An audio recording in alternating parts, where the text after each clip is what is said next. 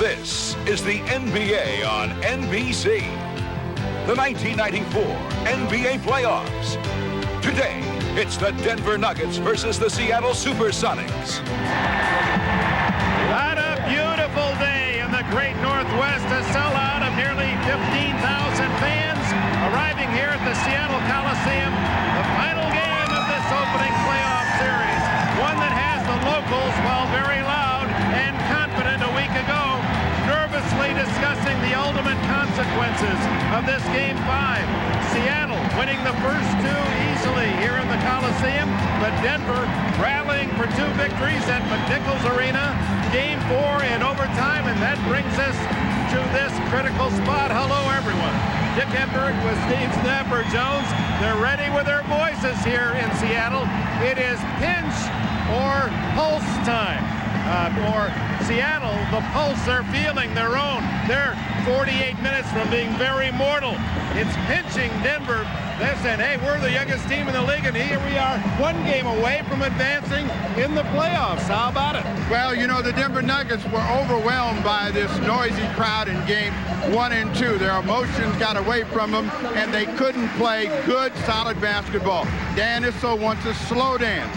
He wants a team that features Dikembe Mutombo's shot blocking, forcing the Achilles heel of the Sonics to show up, which is half-court perimeter basketball. Seattle, the winningest team in the league, winningest at home, best record on the road, most steals and most turnovers.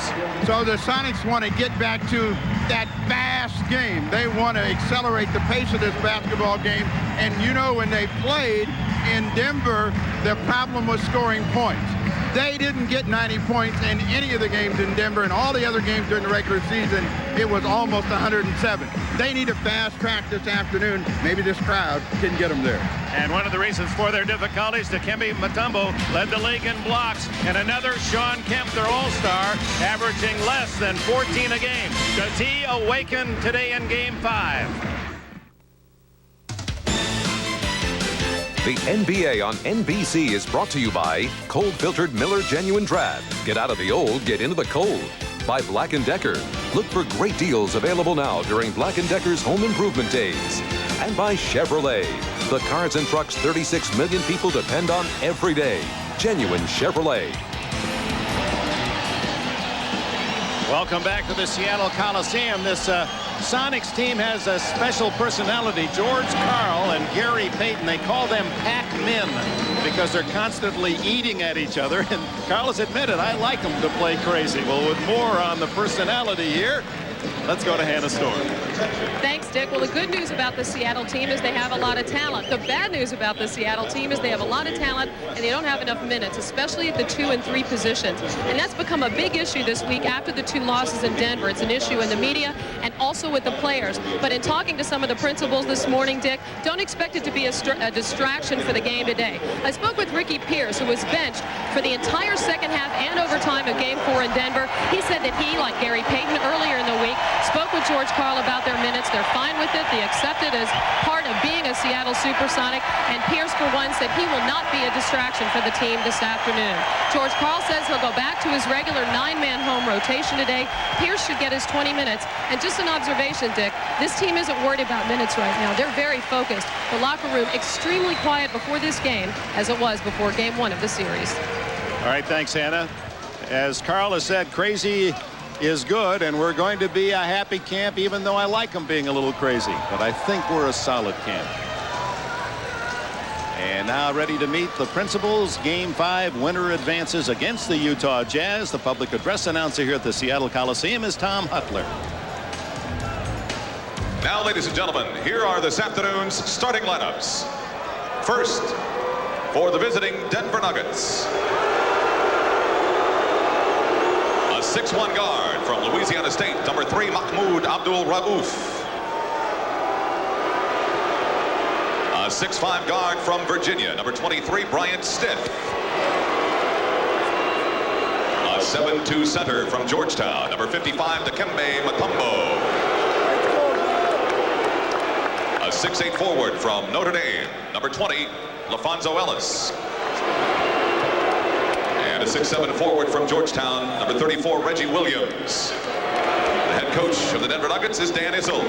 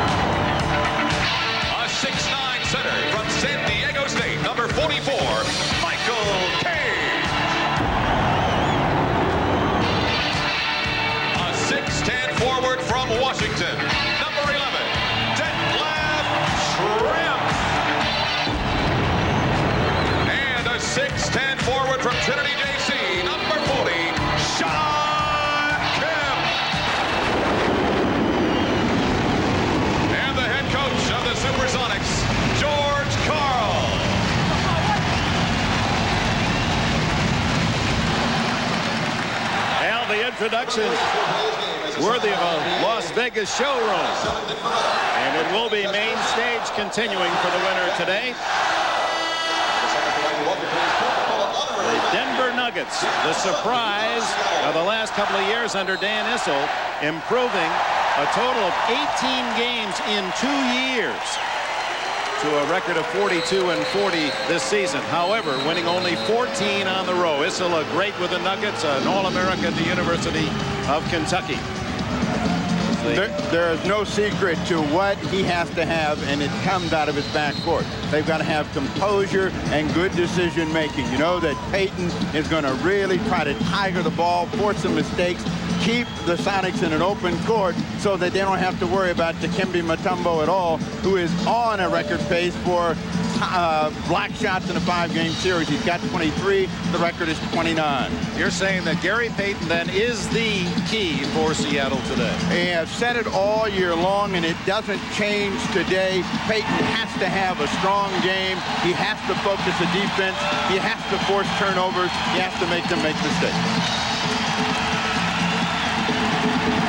This time a year ago, Seattle able to survive a Game 5 against the West, another Utah, and then they survived Game 7 against Houston, both at home. Gary Payton. Detlef Schrempf, who leads Seattle in the playoff series, deflected, and the turnover goes to Abdul Rauf of Denver. Very slender guard from LSU. Out to Reggie Williams, star of Game 3 with 31 points. The veteran from Georgetown. They want to get Mahmoud off very quickly. When he is struggling, they really have trouble generating points, particularly from the perimeter. Sean Kemp with a rebound. Kemp, who had almost 11 a game, 13th best in the league. Payton with Rove. Michael Cage and Mutombo, Schrempf, and Reggie Williams. Schrempf averaging 18 a game, 3 on the clock. Seattle takes the early lead. Turnover. Gill. Cage to Gill. Stolen by Williams. A foul on Reggie Williams.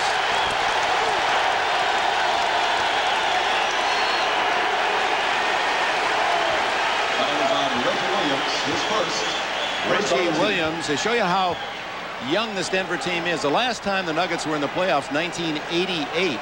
Williams was the only Denver player in the NBA. All the rest were in their collegiate years or about to enter college.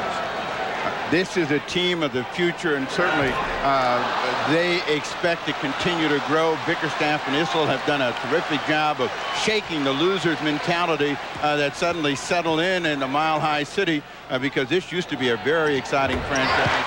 Doug Moe was the head coach. They used to run and gun, score a ton of points. 3-0 on Gill's first point.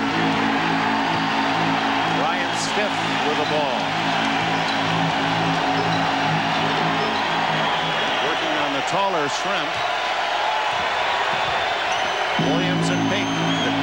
to be patient and wait for Mahmoud. Well, that was a heady play by LaFonso Ellis. He did not have control of the ball, so he just swatted it off the Seattle player nearest him and out of bounds to Denver. 4 seconds on the shot clock.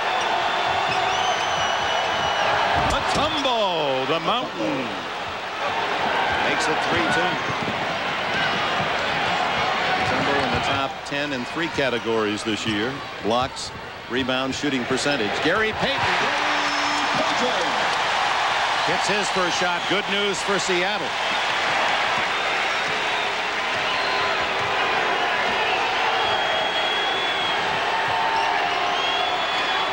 Inside to LaFonso Ellis, had 27 points in game 4 in the overtime win.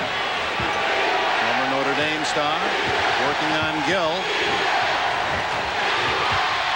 Kemp wrestles the rebound away from Mutombo. All the way. And takes it into Ellis. Foul on LaFonso Ellis.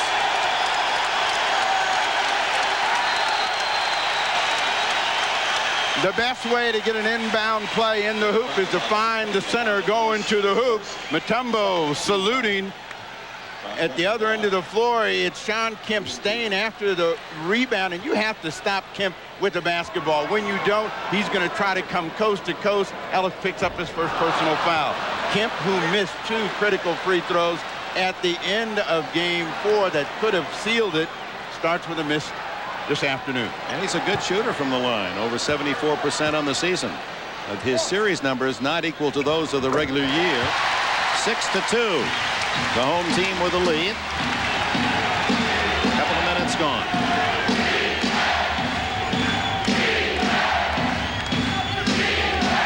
Reggie Williams is trying to be the general out there on the floor and direct things from the forward position, but in every possession they're trying to go against the clock. Ellis gets that one and a foul. LaFonso Ellis in his second year from Notre Dame. His first and the first on averaging 15 on the season. LaFonso Ellis has grown in his second year and has the ability to post up inside. Good patience that time. His reaction: we're here. We're here to stay. Celebrated his 24th birthday on Cinco de Mayo on Thursday.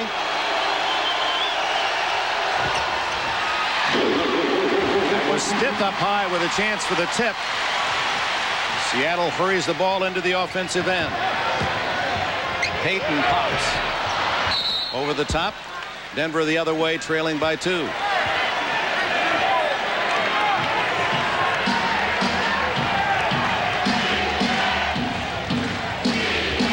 Perfect world for the Seattle fans. They'll get a big early lead and hope that that'll wilt the younger Denver team.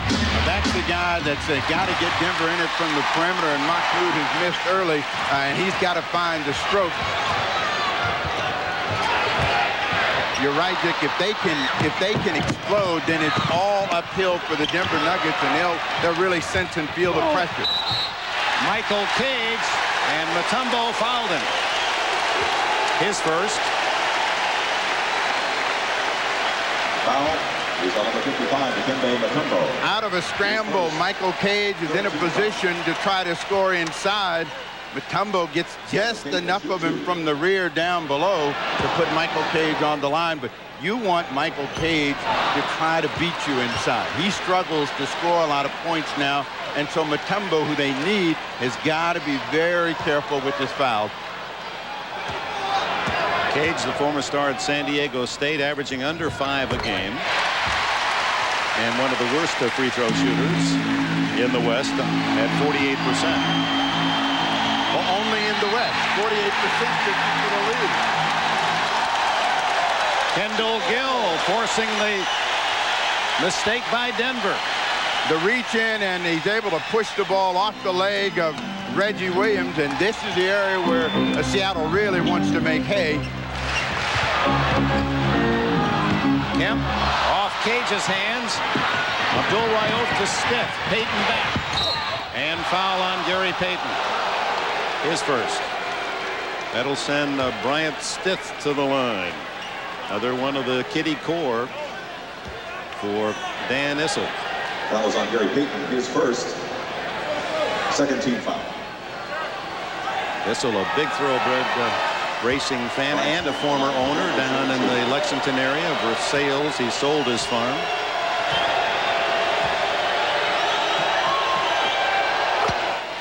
This guy at the line, Stiff, is a huge clutch player. Dan Issel really wants to see him have the opportunity to make something happen down the stretch. Parents were football fans, Oakland Raiders fans. His middle name is LaMonica, after the Mad Bomber, Darryl LaMonica.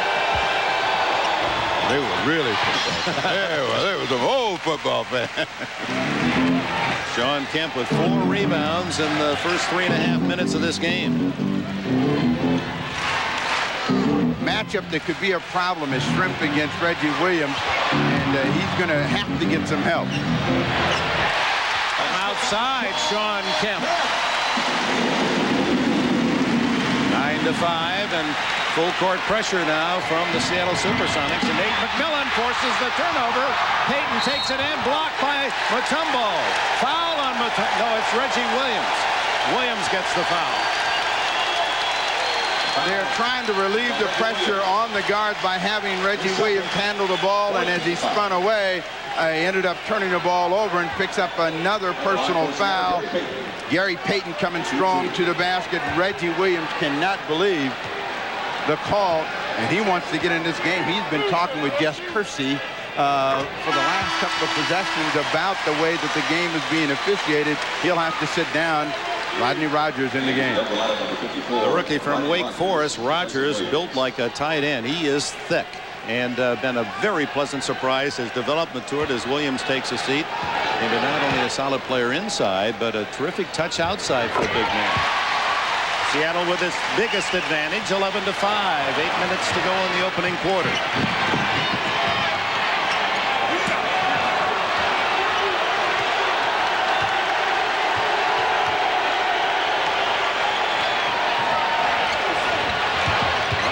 With a quick move and then has it knocked away.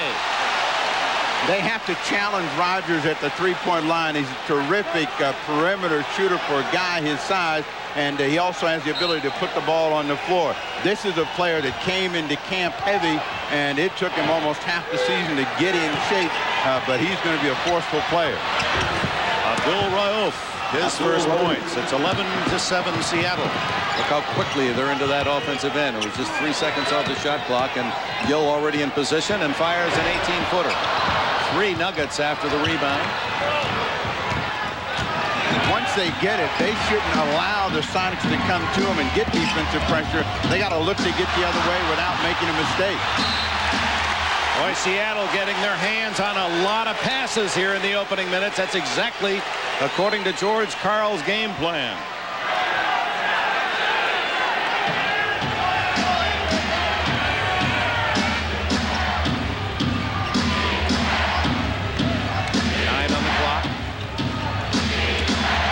Mutombo with 6. Big long hook and a rebound out to Payton.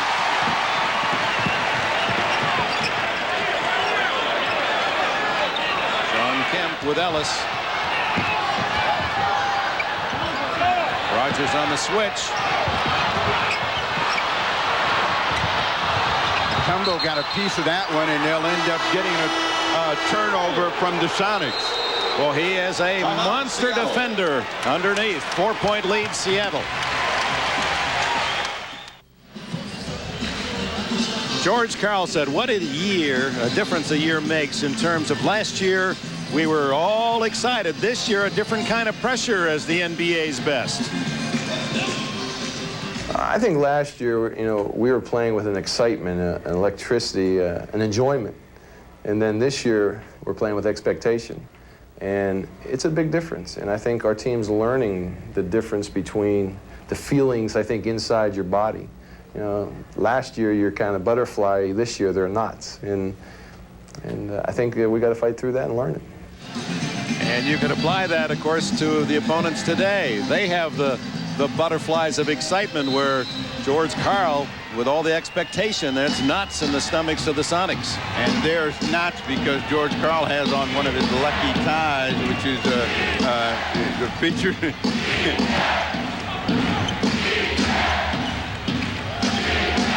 11-7. Denver trails Rahj'iladelphia. That was a 3. Rebound Mutombo. 11-9. Dikembe's 4th point. Carl only believes that a tie is good for one game, so this better have that 5th game luck in it, and it's the Seattle Space Needle that's on that tie.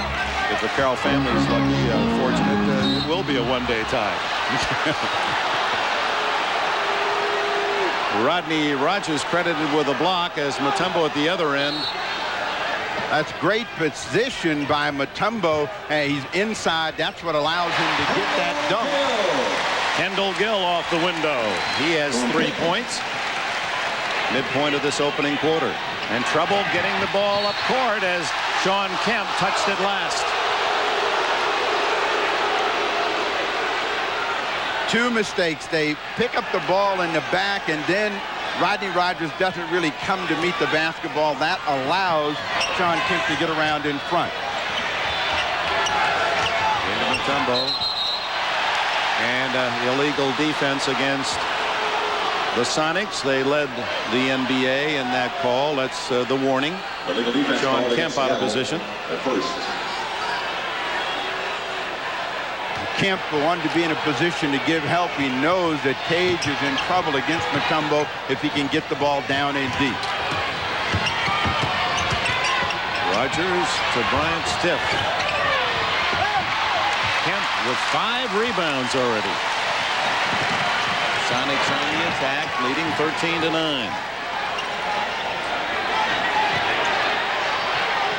Payton blocked by Mutombo. A brilliant anticipation. He has 2 blocks already. 23 now in the series. They got 25. They have to be able to make a perimeter shot, and right now the Nuggets can't get the ball to go in. That really hurt them in games 1 and 2. Shrimp for 3. Mutombo pulls it down. And a foul reaching in against Seattle. The middle is open, but it's really closed as Mutombo comes in a hurry to wipe that away. That's been a problem. Anytime you got a shot blocker, you got to move him out of the middle. They don't quick enough. And Mutombo, he's saying after every block, that's another one. The 8 was a playoff record for Denver. He had 336 on the year. That was 39 more than Hakeem Olajuwon, 2nd in the league. We'll see Hakeem and the Rockets tomorrow against the Phoenix Suns as Rodney Rogers has his first hoop. 4:45 left, first period. 13-11 Seattle. Kemp.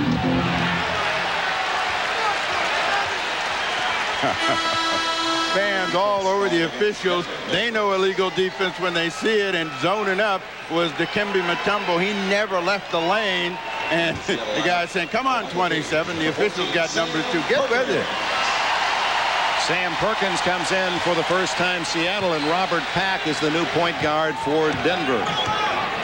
Pack not the shooter Rahj'iladelphia is, but he's got much more ethyl in his tank. He really is a go type of point guard. Shrimp draws the foul and gets the basket from Rogers. Detlef Shrimp.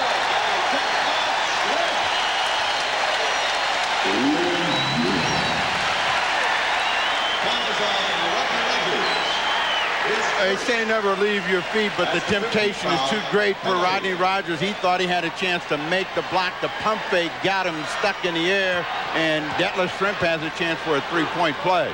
Shrimp, who came here in the trade with Derek McKee and Gerald Patio, going to the Indiana Pacers and delivered 15 points a game. Pack with a quick move around Payton. Can't hit the leader. Mutombo with the offensive rebound.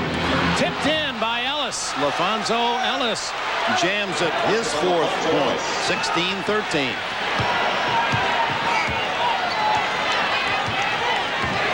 Gary Payton left alone. Stiff up high at 6'5". To Ellis. LaFonso Ellis, the trailer, and he put it into overdrive up the lane. He has 6. Even though they say they want to slow dance, they got to take advantage of opportunity breaks, and that's what happened for Dan Issel's team. Mutombo gets the rebound, goes up strong, and on the inside, it's LaFonso Ellis with the cap on it, and then in transition in a break, makes an adjustment and throws that one down. Dan Issel, however, not happy about the last call. Rodney Rogers fouling Perkins now has his second, so we're going to see Brian Williams report in. And Nate McMillan about to check in to the Seattle lineup. Perkins at the line. Perkins, it's almost hard to believe, in game 4, in 26 minutes, did not score a point. He was 0 for 7 from the line in that overtime loss in Denver. Well, Big Smooth will certainly try to atone for it. He's always been a big game player, and particularly since he's become a Sonic.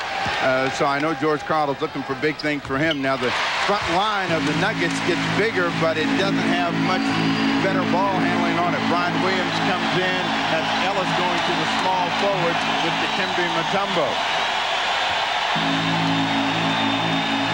Seattle by 3. 3.5 left in the first quarter. They got a matchup advantage with Ellis against Nate McMillan. And a pushing foul underneath. Before the shot, officials are Dick Pavetta, Jess Kersey, and Jack Neese. In the playoffs, you try to take advantage of every mismatch that you can, and he gets smacked a couple of times. So it's on the side. That's the... McMillan hit him with the chest. 14 foul against the side. Both teams will be at the line from now on with 3:13 left in the quarter. Trying to work a play inside for Dikembe Mutombo. Quick double team, and Mutombo is fouled. It appeared to be Perkins, his first. Mutombo is one of those gangly, awkward players, and he never really looks like he's under control, but this time he gets a little help from Sam Perkins, who will go to the line for the first time. Al Mutombo, one of his strengths is not free throw shooting. He was a 58% shooter this year. But first in the league in blocks over 4 games, second in field goal percentage to Shaq O'Neal, and 6th in rebounds. He's a force. Mutombo had to go through a huge readjustment when Dan Issel became the coach of the Denver Nuggets. His first year with Paul Westhead, he was the offense. Everything came to Mountain Mutombo, but it changed, and so he's not getting as many chances to score, but he's becoming a more active center, particularly when the ball goes up on the glass. Misses them both. Controlled by McMillan. Well, free throw shooting is the difference in the game to this point. Seattle enjoying a 3-point lead.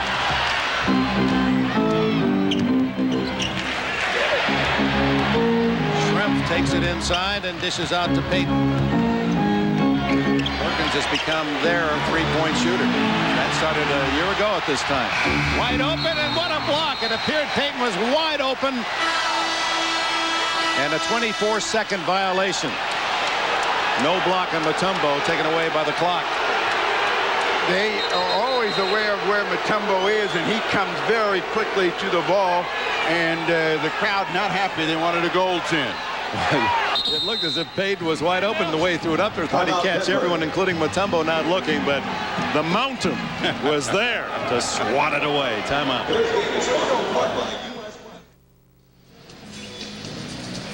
Welcome back to the Seattle Coliseum, which will undergo a major renovation starting next month. And a reminder, tomorrow starting at noon showtime, promptly at 12:30, Game 1, as Miami and Atlanta battle in the decisive Game 5. Then the Phoenix Suns. How about that game by Barkley?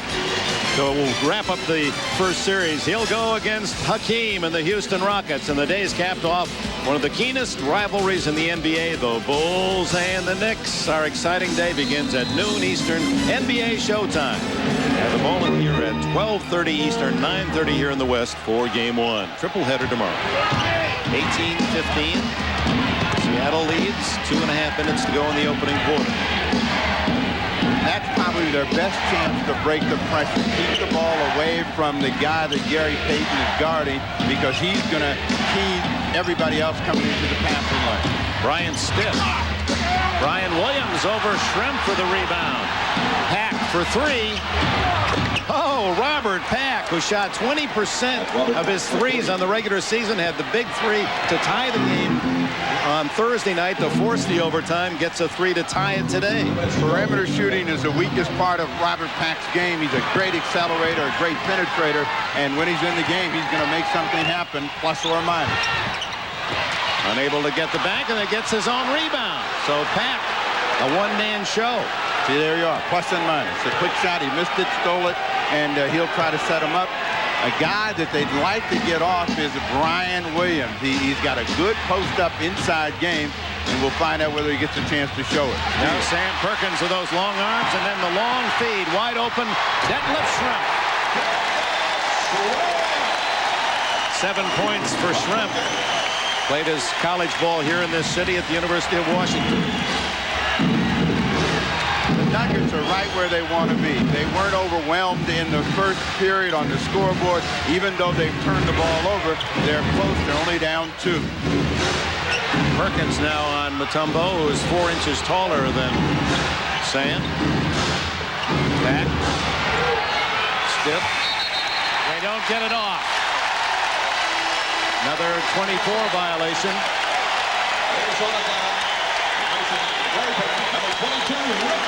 Good, strong rebound by Brian Williams, and then a little elbow right to the chin, inadvertent elbow, as Payton stepped in there and caught a little pork chop, and he's still checking his teeth.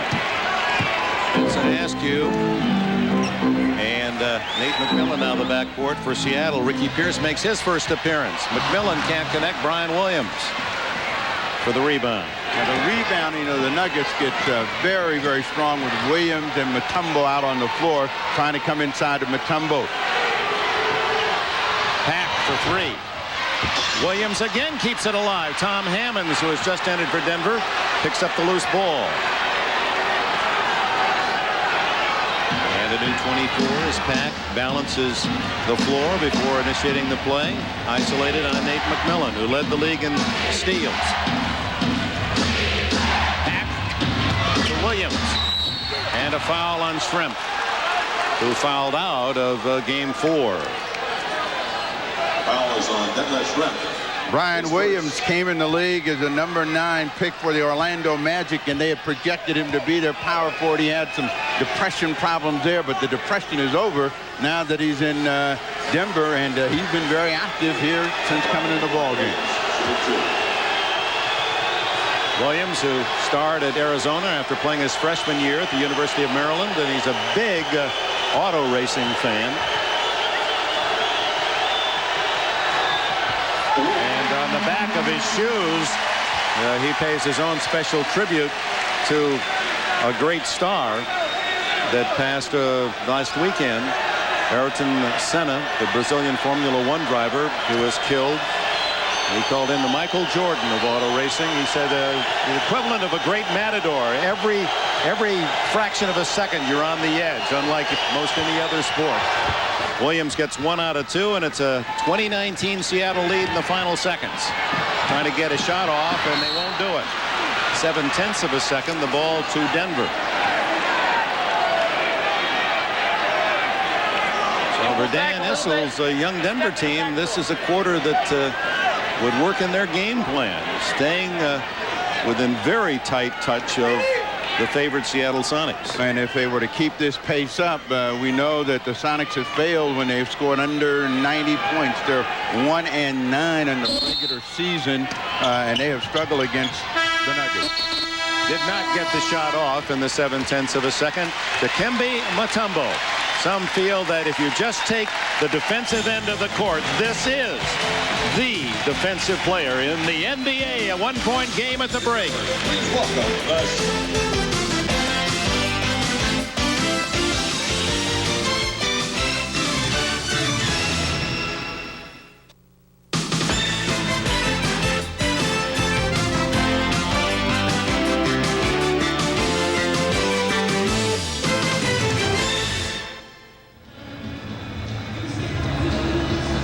Welcome back to Seattle Center Coliseum. Hannah Storm, along with the newest of the Denver Nuggets fans, Georgetown coach John Thompson, who made the trek to Seattle to watch his former Hoyas, Reggie Williams and Dikembe Mutombo. Coach, did you envision that Dikembe would become the dominant defensive force that he is, leading the league in blocks? Well, I thought so, because he works extremely hard during the off-season, and I'm just as happy as I can be to see the success both he and Reggie are having. What sort of problems does Dikembe present for Seattle in particular? Well, especially if they stop Seattle from running, then they've got to contend with Dikembe at half court, and he's a factor if they force him to play half court, because he can block shots. Are you impressed with the way that this young team has come out with a crucial playoff game on the road? Well, extremely impressed, and I think Reggie is a settling factor to that. He's the captain of the team, and he was the best captain we had at Georgetown. He's surprisingly a great leader to be a private person. Got some foul trouble early, but hopefully he'll come off the bench and be a factor. Thanks, Coach, for joining us. Dick? All right, thank you, Hannah and John Thompson. Reggie Williams, his captain at Georgetown, is back in the game, the captain of the Denver Nuggets. Going to have a tough assignment because you're going to go against Ricky Pierce, and Pierce is going to be a guy that wants to make something happen. Brian Williams rebounds the miss from Schrempf. That's 4 rebounds for Williams. You know, with Mutombo, when he was a senior at Georgetown, Thompson went to his old teammate with the Celtics, Bill Russell, and brought him down to Washington and said, hey, convince this kid that he really can be a star in the NBA, that Mutombo doubted his talent. Well, no doubt around the league now. 2 on the shot clock. They don't know it. Mutombo got it off, but did not hit iron. By the way, going back to the 24-second violation before the commercial, they did credit Mutombo with a block, so he has 3 in the game. This is a game like Game 4 where both teams are struggling to score the basketball, so a 5 or 6 point lead could be a huge lead in this ball game. Sean Kemp, hoping to give George Karl some firepower, has re-entered the game. So he's got Pierce and Kemp on the floor now, and Pierce, a great shooter, and he had to alter that left-hander with Mutombo flying by. And says something to George Karl. He must have injured his hand. Mutombo with a rebound. Boy, are they crowding around him. And finally, the jump ball. Askew didn't have it very long. That's a tough call against Denver. They were all over Mutombo, and as soon as Askew just got his hands on it for a second, the whistle sound. Mutombo was trying to clear, and as he was looking around, he laid that ball out there. Askew was able to get his hands on it. Ricky Pierce out of the ball game. Nate McMillan in. Looks like he may have dislocated a finger or thumb or something on that offhand, and they're taking a look at him now. Hannah Storm will give us a report in just a moment. They'll jump it again. Mutombo with the obvious advantage here against Askew, who was 8 inches shorter. There's Pierce being worked on. The trainer is Frank Furtado. Well, out of that, Seattle gets the ball. So credit that to Askew's good defense. Still 20-19. No scoring yet in this quarter.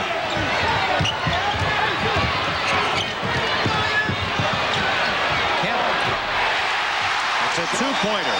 What was on the line? 5 total for Kemp. Well, it took nearly 2 minutes for the scoreboard to change here in the second quarter. That's got the noise level up a little higher. Brian Williams. Soft left hand. 3 points for him. Near steel pack.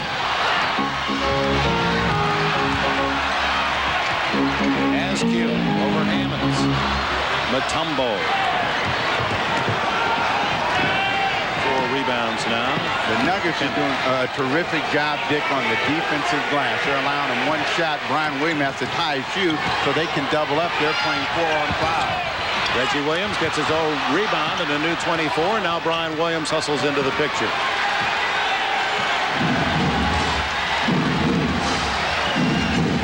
No hurry for Denver. 9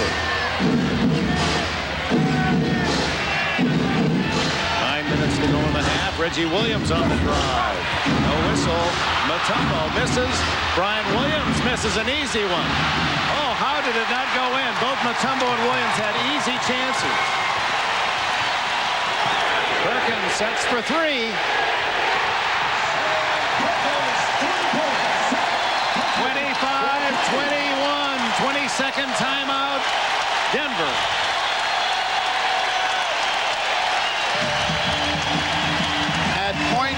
range. Mutombo misses. Brian Williams is there. He misses. Mutombo again.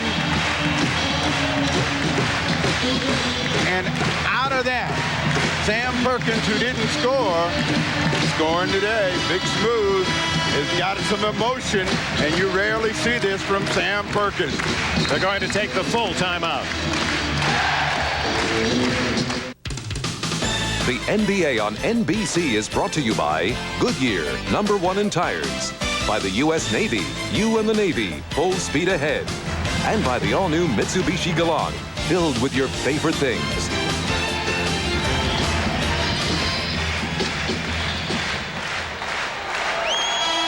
Ricky Pierce with that right index finger bandage. Let's see what happened. Now, this may have been where it happened. As we run it across right here, you can see Reggie Williams with that pinch and pull, not pinch and pulse. And right out of that, Pierce, he's in trouble. And he comes out after he gets possession of the ball, holding his hand, and he's saying, hey, there's something wrong here. Hannah Storm has a report. Well, Dick, Ricky Pierce has a dislocated index finger in his right hand. That is a shooting hand. I asked trainer Frank Furtado if Ricky would be able to re-enter the game, and he said that would be up to Coach George Karl. Dick? Well, the shooting hand, that's the hand where you get the rotation. That would be a surprise if he does return. And it's also the hand he likes to put the ball down with the dribble. 25-21, Seattle leads it. 8 on the shot clock. Mutombo, no one to defend him. He takes it in, misses, and a foul. He's going to a charging foul on Mutombo, his second. The decision was the right one, but Mutombo, once he gets going, he has trouble stopping, and he couldn't change direction against Sam Perkins. Perkins covering up as the mountain came down. You saw Dan Issel then go right to Mutombo and say, hey, that's okay now. Don't get emotional about it.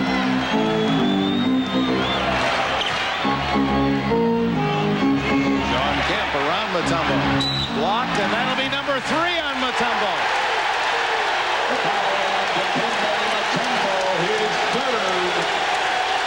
Dikembe obviously doesn't think so. We'll give you a look. In isolation, gets Sean Kemp in a position where he can use his quickness to get to the rim. Mutombo's going to try to time it and got a piece as the hand came down. He got him over the top. That's a foul that will change the course of this game. 3 fouls with 8:04 left in the half.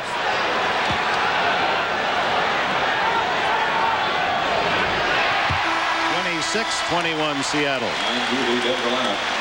And the rookie Rogers replaces Mutombo.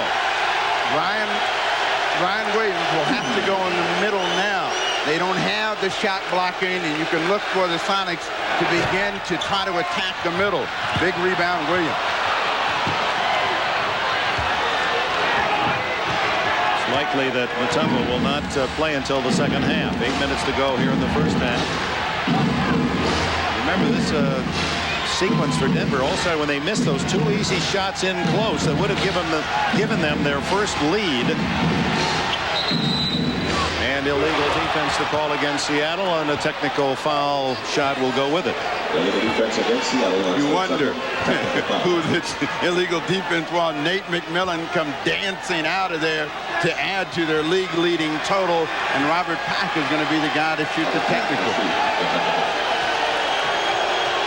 Pack shooting under 76% on the year. Gets the roll.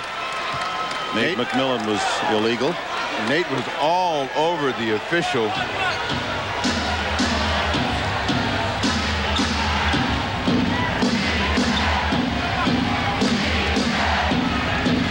The Nuggets are going to have to get into their offense a little bit quicker because every time there's a little bit of tentative play and confusion.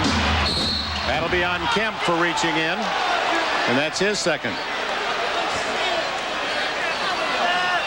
The confusion continues for the Nuggets. Brian Williams right here can't decide. Well, do I have a jump shot? No, I want to take it to the hole. Fortunately, he gets bailed out and gets the whistle. But they've got to make sure that they know where they want to get their scores and get to it quickly. Otherwise, they're working against the clock, and most of the time, they're not aware where the shot clock is. Brian Williams with his 4th point. Mutombo will get a long rest. 3 fouls. Abdul Rauf, a starter, is back in. Robert Pack out. 6 boards for Williams in this half off the bench. 26-24 Seattle. And that's a violation by Sean Kemp running the baseline, and credit that to Reggie Williams' defense. He altered the thought process of Kemp, who suddenly found the man not open.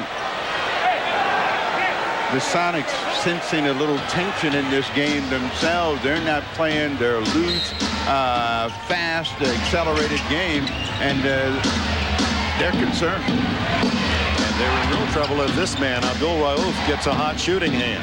He or Reggie Williams. They need a gun from the perimeter. They come inside to Ellis. And he ties it at 26. LaFonso Ellis with 8 points to lead the Nuggets.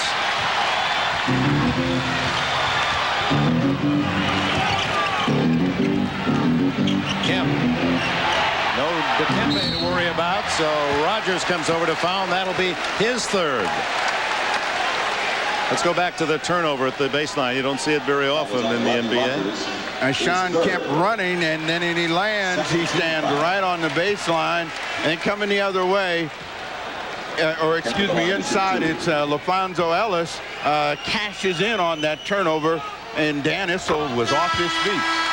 He thought he should have had a foul shot, too. Gary Payton peels off the warm-up. Rogers goes out with 3 fouls for Denver, and Bryant Stith back in. Seattle has led throughout, although the game has been tied twice, once at 18 and at 26. Kemp, again, is just 1 for 2 on the free throws. 7 points for Kemp, under 7 minutes to go in the half.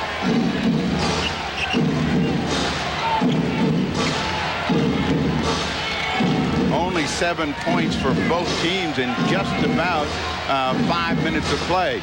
Abdul Rauf. And Denver leads for the first time, 28-27.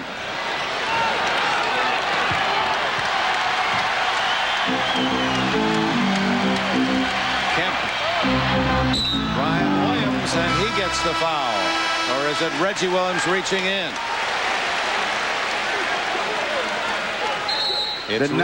The Nuggets want to see the little man get the hot hand. He is one of the quickest releases in the NBA, and when he can get it going, he can really make things happen for the Nuggets. Denver by 1.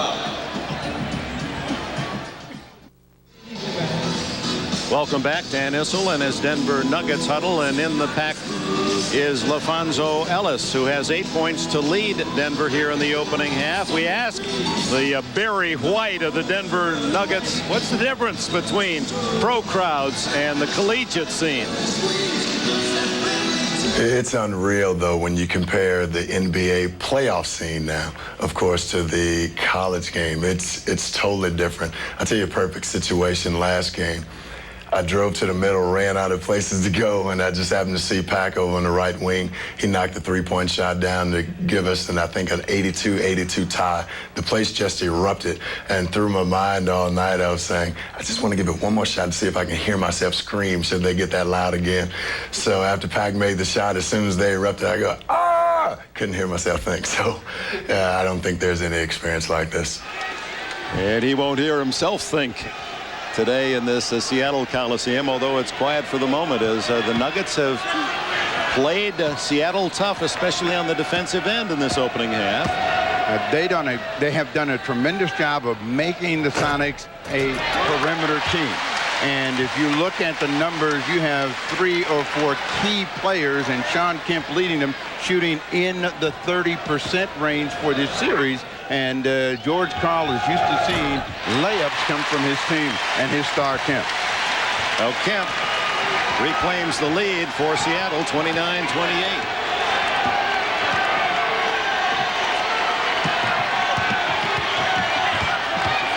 And Brian Williams, Bryant Stith, Abdul Rauf, and LaFonso Ellis, and foul against Seattle. Foul is on number 17, Askew, his first. Dikembe Mutombo, his presence so important to this Denver team, but out since the 8-minute mark with his third foul.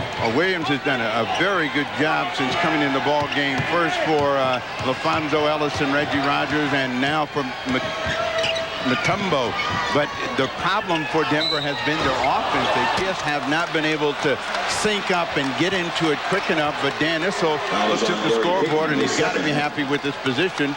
And with Brian Williams working the glass and Mahmoud coming to the free throw line, 95%, you're not going to get many misses here. Yeah, the best in the league. He was fouled by Payton, and second on Payton. In fact, down to the last free throw of the season, had a chance to break Calvin Murphy's all-time season record and missed his last attempt, but missed only 10 all season. 229 trips, 10 misses for Abdul Rauf, who suffers from Tourette's syndrome. Those electrical volts because of a chemical brain imbalance that causes him the tics and involuntary even utterances. Now he can still perform so brilliantly. A little pressure by Denver. Askew, who played for George Karl in the CBA at Albany. So did Mario Ellie, a great team in the CBA. We'll see Ellie with Houston tomorrow. That team was 50-6 for George Karl, so they were wearing opponents out. Ellis left alone. Reggie Williams had served as a pass, and Denver leads by 1. 32-31 first points for the veteran Reggie Williams. Askew took it all away, but it wouldn't fall, and Brian Williams has the boards. 8 rebounds for number 8, Brian Williams. 5 minutes to go in this first half.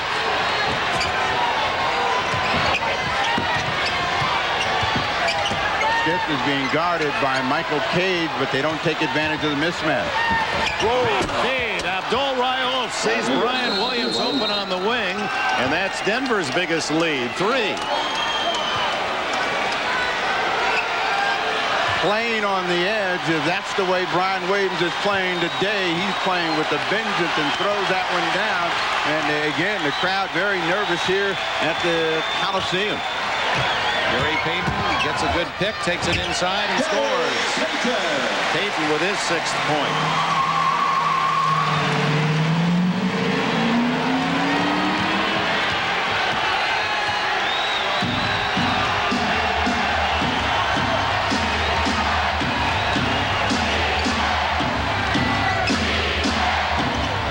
Alonzo Ellis over Michael Cage, and Cage got him after the ball had been released. His second. That was on Michael Cage, his second. 14-5. Payton has become one of the very creative penetrators and finishers in the NBA, and he slides in, uses his body, and is able to get a much-needed 2 points for the Sonics. Oakland, California, migrated up to Corvallis, Oregon, and Oregon State. Ellis misses the free throw. Detlef Schrempf reports for Seattle. Askew is out.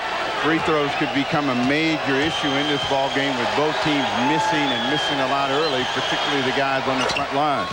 35-33, Denver.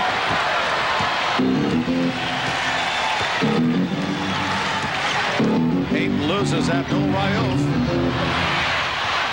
Brian Williams tips it ahead to Reggie Williams, to Abdul Rauf, and he gets it over Detlef Schrempf. 8 points for Abdul Rauf.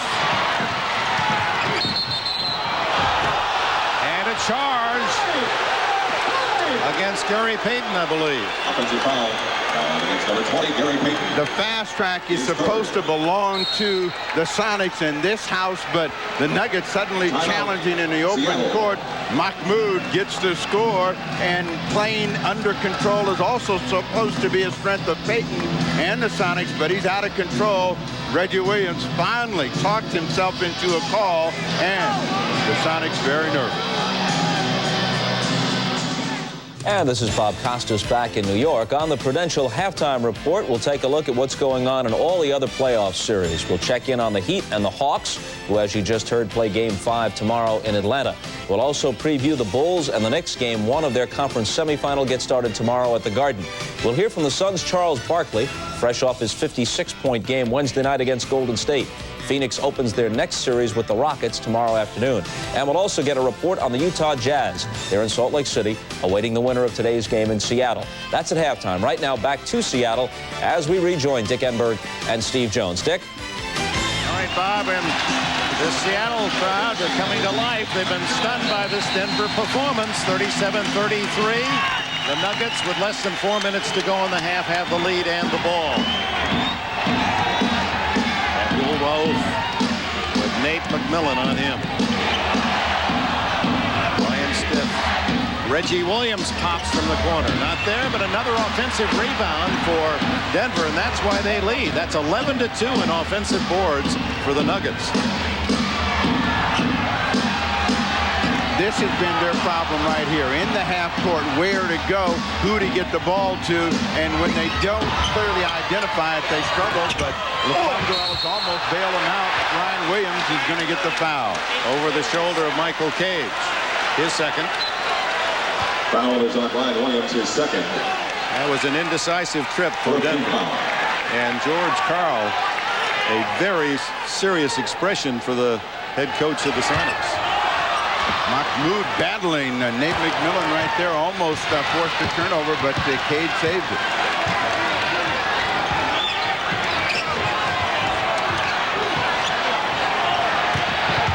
Takes it inside. It is short.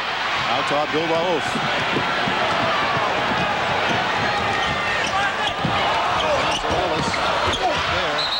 That's going to be a foul for the aggressive Denver Nuggets, going for that offensive board, trying to compensate for the loss of Dikembe.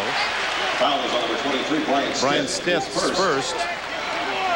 These are medium-range shots that they need to be able to cash if they're going to extend the lead and keep some pressure on the Sonics. And as it is, it's a penalty situation. They walk the other way, and Kendall Gill will shoot the free throws, but a huge advantage on the glass for Issel's Nuggets. These young guys, they're not intimidated this afternoon as they were in games 1 and 2. Gill with his 4th point of the game carves the lead to 3.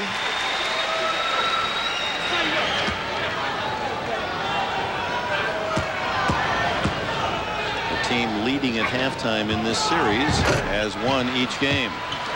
Ryan Williams, another rebound. He's going to have a double-digit half off the bench. He's got 9 already. Stiff.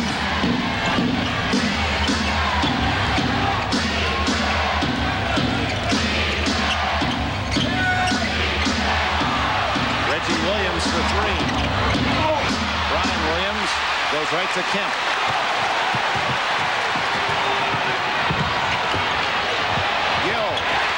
It's a 1-point game.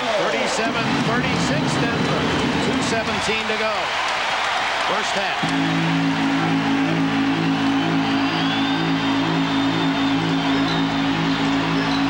Ryan Stiff, he wanted it. Not there. Volleyballed by Kemp. 8 rebounds for him. Shrimp fouled by Rolfe. And the basket by Shrimp. Seattle leads again. The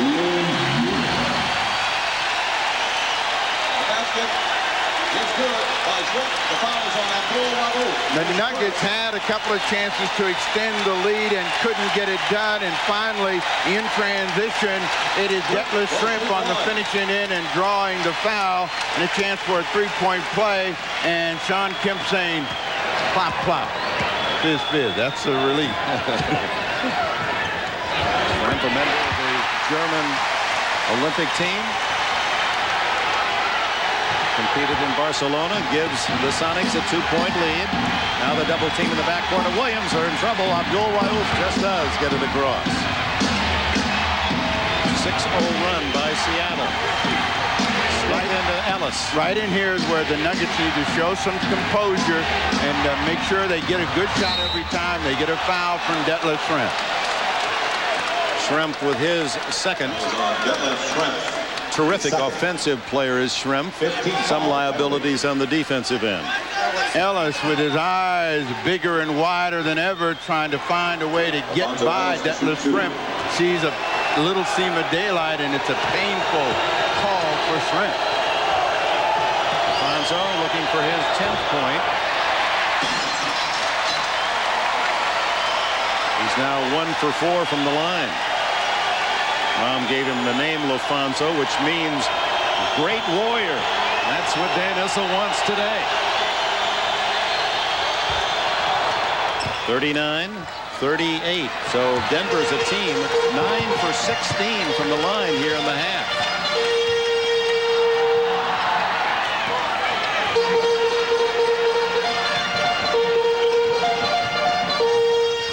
Michael Cage is short. It's Reggie Williams out of the pack. Nuggets did a great job of reacting. And Sean Kemp and Reggie Williams have words as Reggie shot an elbow at Sean Kemp. Yeah, they're doing this, Sam Perkins calls it some jaw-jacking going down the court. Abdul-Rauf. Williams can't tip it in, but Reggie Williams does. Williams with 4 points, and it's Denver by 1. Brian Williams has been huge off the bench, off the glass. 10 rebounds for Brian Williams. Kemp, no basket. Foul before the shot.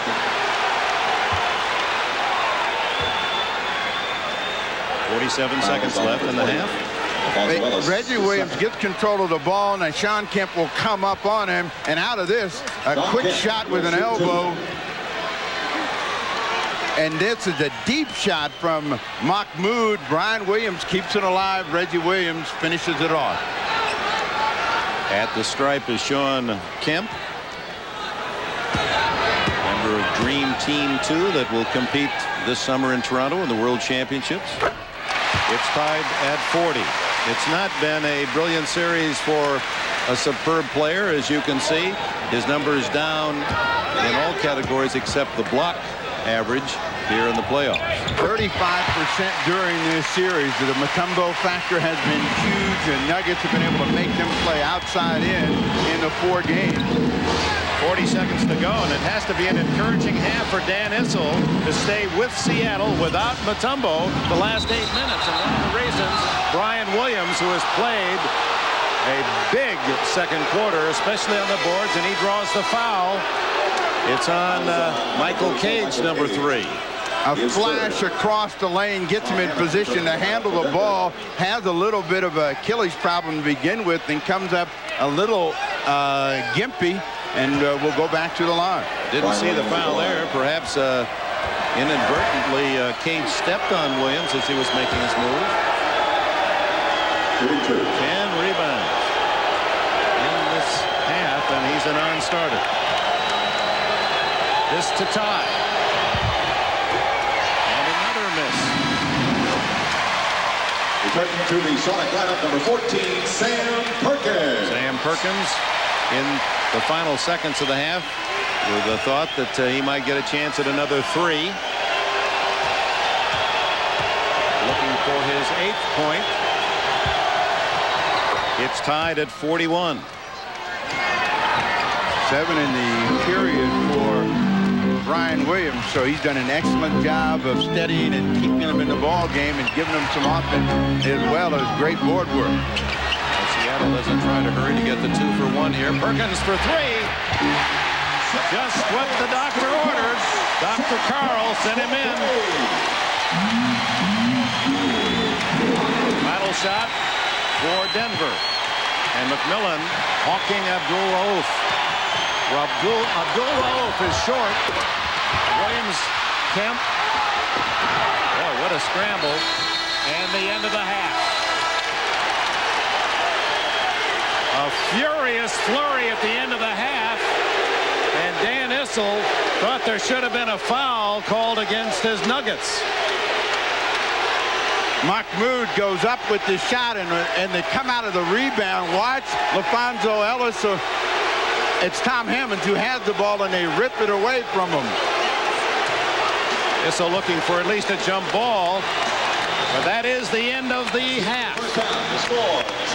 And Dan Issel, while unhappy with the final seconds, has to be pleased with the pressure his young team has put on the number 1 seed in the West. 44-41. We have the Prudential halftime report coming up.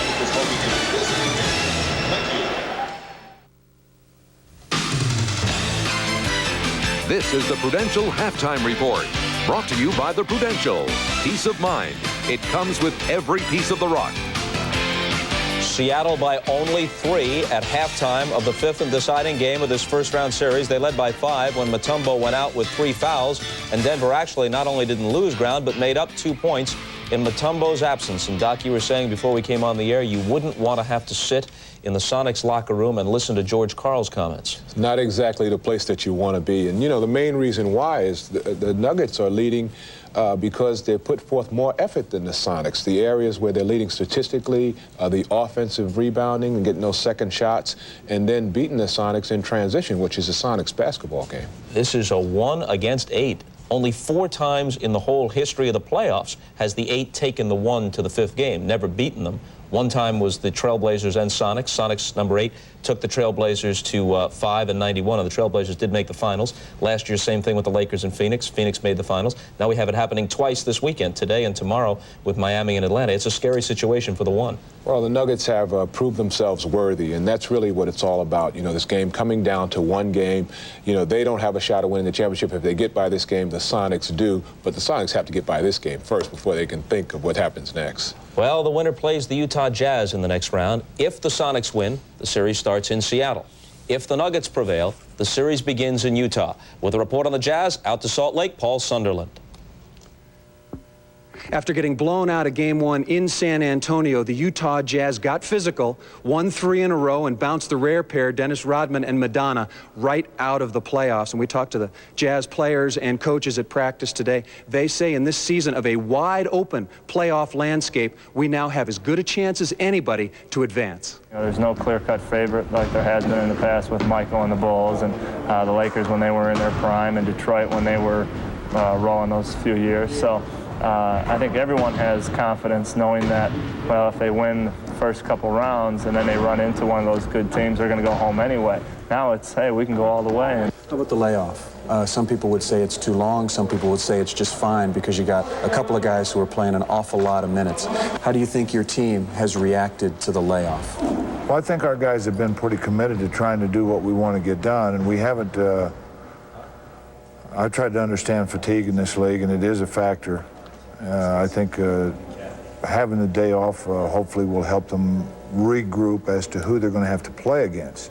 And believe me, the Jazz are enjoying every moment of this respite in the playoffs, especially the likes of John Stockton and Karl Malone, who put in so much time on the floor. And speaking of time, as you can see, we're the only ones left here. A very short practice this morning for the Jazz, and like everybody else, they're sitting at home waiting to see who their next opponent will be. Bob? All right, Paul, thanks a lot. A triple header tomorrow. We begin with showtime at noon Eastern. Then it's Miami and Atlanta, Game 5 of that series, with the winner advancing to play Indiana. Then Game 1 of the Phoenix-Houston series, Olajuwon and Barkley. Finally, Game 1 of the Chicago-New York series from Madison Square Garden, the 4th straight year those two have met in the playoffs, the Bulls winning the previous 3 along the way to their 3 NBA titles with Michael Jordan. Now we'll take a look at the 3 playoff games scheduled for tomorrow after this message from Prudential and a word from the NBA.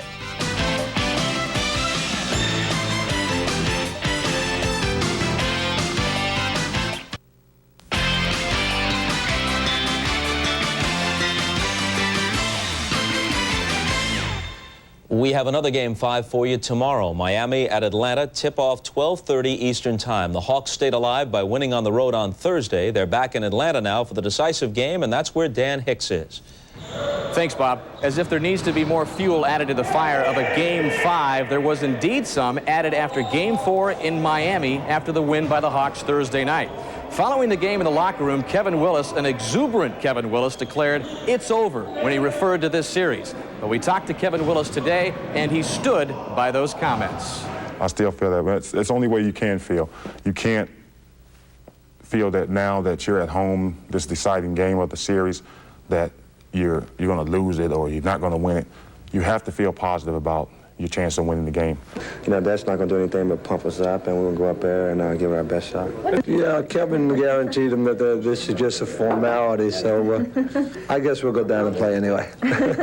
Well, it didn't take the Miami Heat long to try to take advantage of Kevin Willis's comments, which appeared in the Atlanta paper again today. In front of the Heat players' lockers on Friday morning was a Xerox copy of Willis's comments. And said John Sally, some guys have a big mouth, and nothing good ever comes out of it. So it's put up or shut up time for the Heat and the Hawks on Sunday. Let's send it back to Bob Costas in New York. Okay, Dan, now the Suns play the Rockets in the middle game tomorrow. Earlier, I talked to Charles Barkley and asked him about the matchup with Houston. We're not going to stop Hakeem Olajuwon, but we have one advantage I think a lot of teams don't have. We have 3 quality centers, Mark West, Joe Klein, and Oliver Miller. So that gives us 18 fouls to work with right there. And I know none of those 3 guys can stop Hakeem, but I tell you what, I'll put those 3 guys out there and let them use their 18 fouls. And they're going to do the best they can, and I'm very confident in that. I think people were surprised not that you beat Golden State, but that you were able to sweep them. Is this team playing as well now as it did at any time during the season? I think so. We've won 10 games in a row. We played a couple really good games down the stretch, and then we said, well, we had 3 or 4 games at home against less quality teams, Sacramento and the Clippers, to finish up. We want to win those games going into the playoffs to come in on a roll. And I think once we won the first 2 games at home against Golden State, we felt like we could sweep them. Not saying they're a bad team, but we felt like after game 1, that was their best shot to beat us. And we'll have a lot more with Charles Barkley tomorrow at halftime of the first game of the tripleheader, Atlanta and Miami. Our final game tomorrow is the Knicks and the Bulls. They've had some memorable playoff encounters the last 2 seasons. With a report on that one, here's Peter Vesey at the Knicks practice. The Bulls have eliminated the Knicks 4 out of the last 5 playoff series. On the other side of that wall, Pat Riley is preparing his Knicks to make sure it doesn't happen again. If we can hold each player on the Bulls below their regular season efficiency or their regular season field goal percentage, then we have a great chance of winning. They're not going to beat us with their first shot. We're certainly not going to beat them with our first shot. It's who offensive rebounds, who controls the lane is going to win the series. They're in our way. You know, New Jersey was in our way. We got rid of them. Now, you know, Chicago's in our way. Our goal is to win the championship, and, you know, Chicago's losing the next team in our way. We have to try to do the best we can to get rid of them and move on. Although the Bulls are 3-time defending champs, we all know there's no longer an intimidation factor without Michael Jordan. Back to you, Bob. All right, Peter, Knicks won 3 of 4 head-to-head during the season. Bulls won the first one, the Knicks the next 3. What do you think? Well, I think man for man, I think the Knicks have an advantage. You know, they have the dominant center, they have Oakley, and you know, they're a powerful team. But the Bulls have had the advantage of being rested. If they had any players that were injured, those players have had a chance to heal. Knicks, just coming off that New Jersey series, which was a tough physical battle, doesn't have that same luxury. All right, we're going to go back now to a series that has been much tougher than anybody thought possible. The deciding game in Seattle, the team with the best record in the league, leads by only 3 over the 8th seed Denver at the half. Enberg and Jones coming back to call it after these messages from your local station. This has been the Prudential Halftime Report, brought to you by the Prudential. Peace of mind. It comes with every piece of the rock.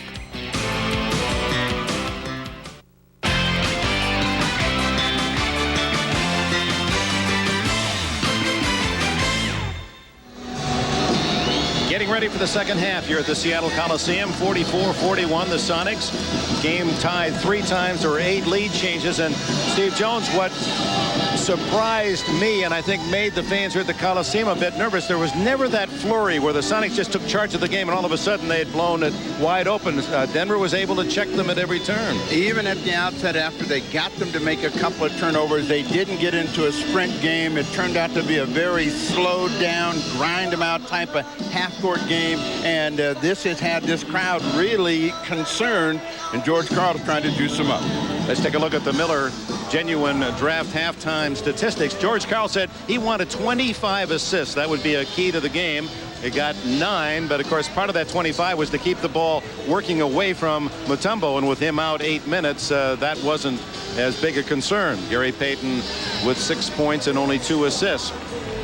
Rebounds, a major factor as to why Denver is in this game, especially on the offensive end. And Brian Williams off the bench for Mutombo, collecting 10 of those rebounds. Well, second-year coach Dan Issel, we'll see how he feels about the opening half. He's with Hannah Storm.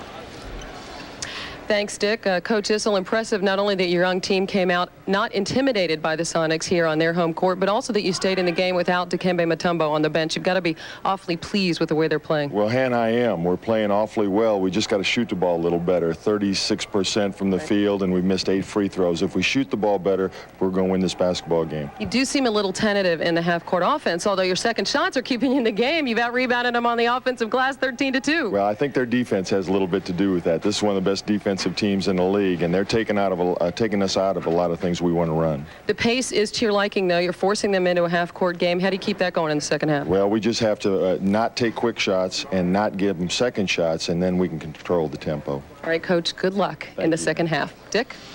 Unless there's overtime within 24 minutes, one of these two teams will engage the Utah Jazz in the second round. Second half coming up. The Denver Nuggets trying to be sweepless in Seattle.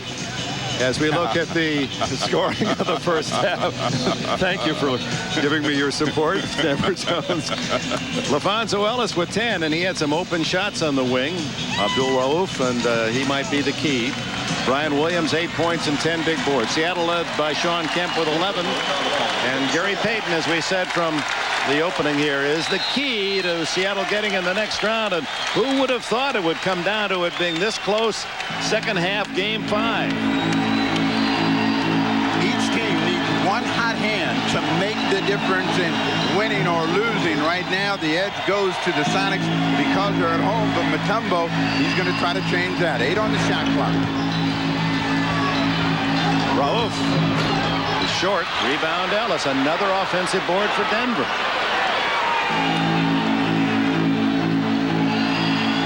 The same team that started the game for the Nuggets. Gill replaces Cage for Seattle. Almost a turnover it was. LaFonso Ellis changing his mind about the receiver of that pass. Ellis was looking for someone to dive down the lane, and they didn't after he saw Reggie Williams was partially covered. And so they start the second half as they started the ball game with a turnover. Only 6 turnovers the first half for the young Nuggets. Shrimp. That left Shrimp, who has been the top scorer in the series for the Sonics, leads again today with 12. Biggest lead of the opening half was 6 points for Seattle. Denver once led by 4. This is yet to get a field goal to go in. Tipped out to Payton. Gill. The biggest lead, 7 points of the game. Sonics come out charged.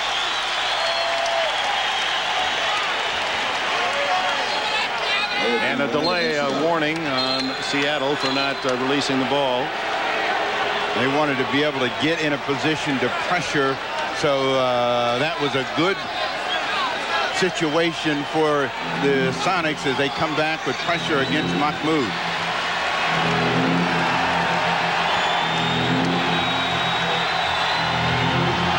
Gary Payton overacting, the officials feel, and Rauf can't hit. He was having trouble in practice yesterday, mad at himself. His confidence down a little. He's 3 for 10 today.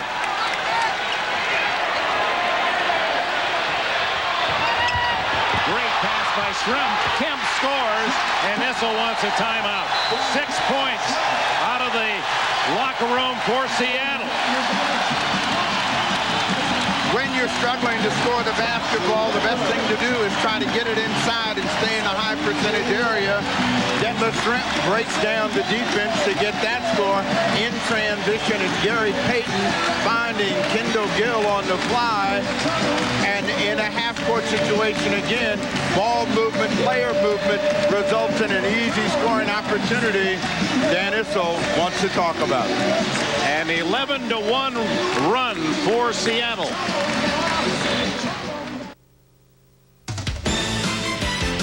The NBA on NBC is brought to you by KFC.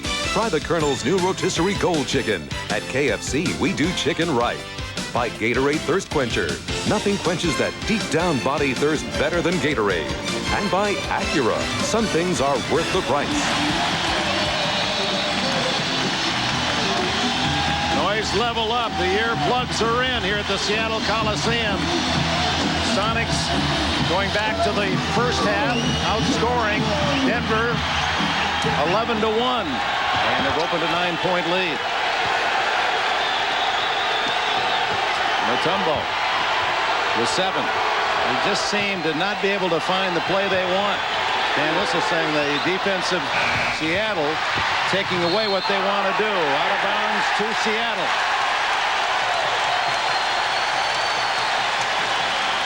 Hall of Famer Dan Issel not pleased with the 0-for-4 start.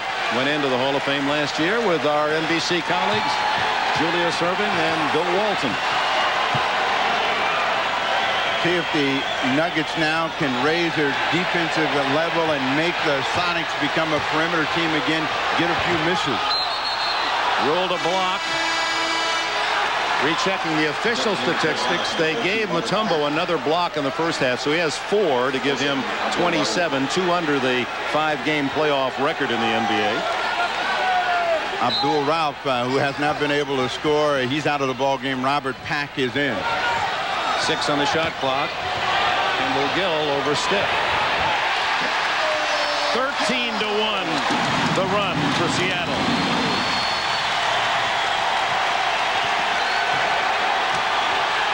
Worried look on Issel. How do you stop the bleeding? This crowd on its feet. Mutombo with a miss. Mutombo is right. He's calling for and 1 because Sean Kemp got a finger on the ball on the way down. His second foul. First team foul. Foul on Perkins, his second. Penetration breaks down the defense, and as he's laying it up, Kemp gets a piece of it underneath, and Mutombo come out crying. Didn't you see that? Mutombo is such a wonderful, boyish personality. I mean, life is a joy. Always find something to have fun with. And LaFonso Ellis is then his sidekick. He said, the only thing I got to worry about, all Americans don't say the right words and say nice things. So I got to tell Mutombo, that's something you don't want to hear. Don't listen to that. Robert Pack trying to sneak in for the rebound. 52-42. Denver without a field goal now for more than 4 minutes. They have done a good job defensively themselves, but in a game this tight, it doesn't take much of a breakdown in order for you to get a win. 4 on the shot clock. Kemp beats the clock. And it's Reggie Williams pulling down the rebound. Robert Pack. Deflected and out of bounds as Gary Payton gets a hand on it.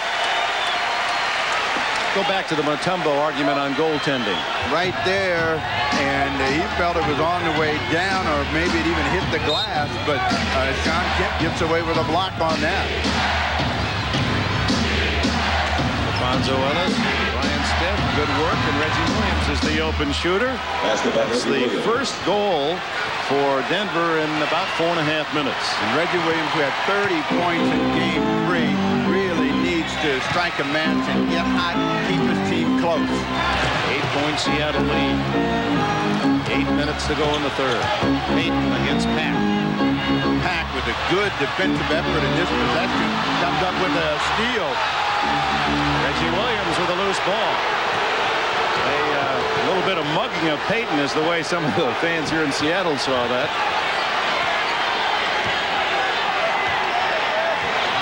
Pack much shorter on Shrimp, and now they switch Perkins on Pack. Trying to get a mismatch inside with Ellis, and now they got to go to the other side of the floor. Brian Stiff. Mutombo keeps it alive. Good play by Shrimp to knock it away from Ellis, and a foul.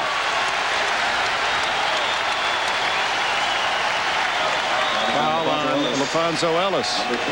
His third. First team foul.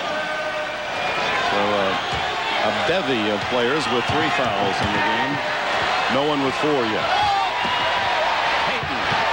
Mutombo. Knocked away by Kemp. Off Pack. Out of bounds to Seattle. Big play. Sean Kemp. Kemp was laying in the passing lane, and Mutombo laid that ball out there, and Robert Pack pulled back away. You got to go meet the ball against any of the Sonics and their pressure, particularly when they're in the passing lane. Mutombo on Kemp. Payton around Pack. Kemp from way outside. Rebound Reggie Williams, and clear pass for Pack. Boy, can he leap. You saw that slam that he had in Game 3 that just rocked McNichols. Pack was only 6'2". He can climb. Kemp over Mutombo. Rebound Reggie Williams. Well, suddenly Denver with a basket here, right back in it at 6:42 of the third. They're down by 6. A couple of quick triggers by the Sonics, and that gave some life to the Nuggets and Robert Pack. Pack forces up that jumper, and Kemp with a rebound to Payton. Kendall Gill banks it. 12 points for him. Gamble in the backcourt against the Sonics. They're going to beat you with numbers. That's what happened to the Nuggets on that last possession. Reggie Williams tried for a steal, missed it. Gill gets 2. Gill now with 6 in the quarter. Alfonso Ellis. A quick move, and he's fouled by Shrimp. And Detlef Shrimp has his third. Reggie Williams with a good rebound and a bust out for Robert Pack. He sees Kemp, but he's got 2 hands and way off the ground. And on the other end, it's Kendall Gill beating Pack in a chase. Actually could have got and won. So Pack gets away with 1. Were you a big dunker in your days in the ABA? No. I always played with 2 feet on the ground. I played deep. They said you didn't want to get that close. You wanted those 2 and 3 pointers out around the line. Alfonso Ellis. When the game is over and they count them, they only count them by 2s. They don't count them by number of dunks. 12 points now for Ellis to lead Denver. Back to a 6-point game. Midpoint third quarter. Ooh, Stiff got an elbow right to the jaw. And Reggie Williams gets a piece of it, and now out of bounds was the call to Seattle. And allows Stiff to check his teeth. You never play defense with your face. And right there, he took a shot, and Issa was right. He should have had a call, even though it was inadvertent. Good kick of Mutombo, and that cleared the way for Payton's layup. He has 8.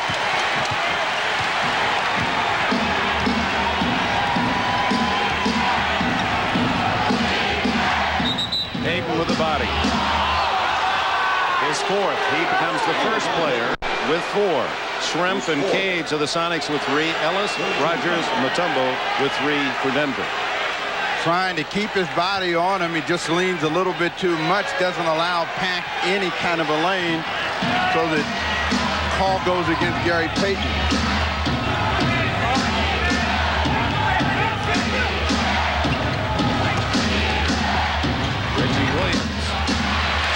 Pulls it down for Seattle. Leading by 8. Here come the Sonics.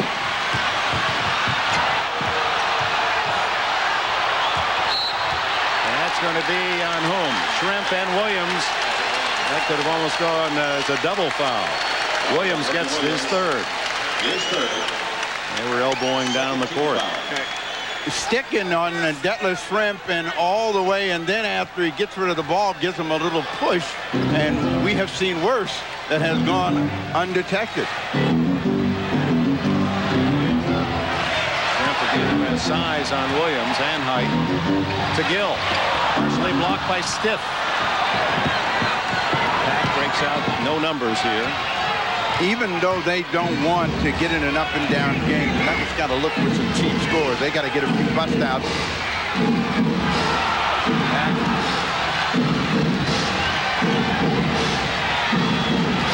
Williams. This is everything except Stiff's rebound hands, and he gets a foul. Foul on Kendall Gill, number 1. Offensive rebounding has been huge and kept the Denver Nuggets within shouting distance. They have been really struggling to find it from the perimeter. Reggie Williams airs this one out, and Stith coming back up strong will get a foul against Kendall Gill. Fourth team foul on the Sonics. So from now on, Denver will go to the line here in this quarter. Abdul Rauf with the final instructions from Dan Issel.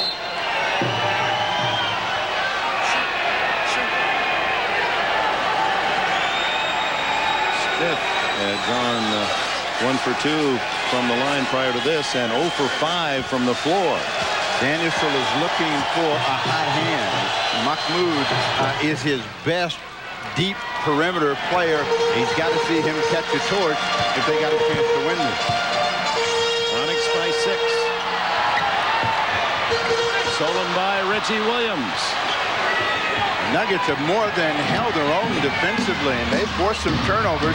They need to see that ball go in. Smith 0 for 6 from the floor, wide open there. And Perkins, good play by Perkins. He knew he was going to go out of bounds, had no chance for a shot. Saved it for Gill. Good play by Stith to keep Mutombo from picking up a foul. Still a mismatch. Gill with a tray. Rebound Mutombo. 8 boards for Dikembe.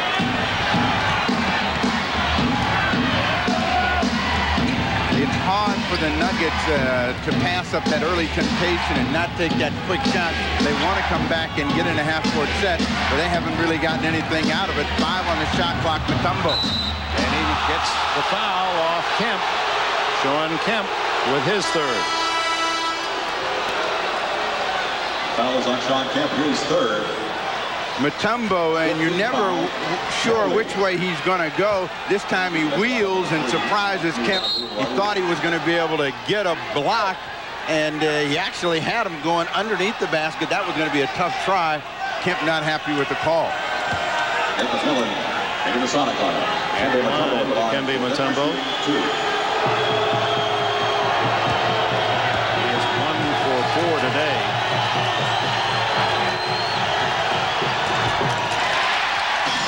McMillan back in the lineup for Seattle, and Abdul Rauf replaces Stith. The Nuggets go with the mini backcourt of Pack and Rauf. Plus Reggie Williams, who isn't very tall, so it's a very small lineup on the court for Denver. Mutombo makes up for much of that.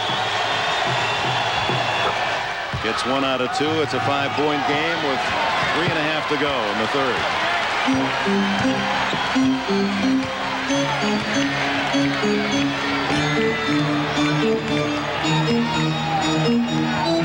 Gill got away from Robert Pack. 14 for Kendall Gill, a former Charlotte Hornet.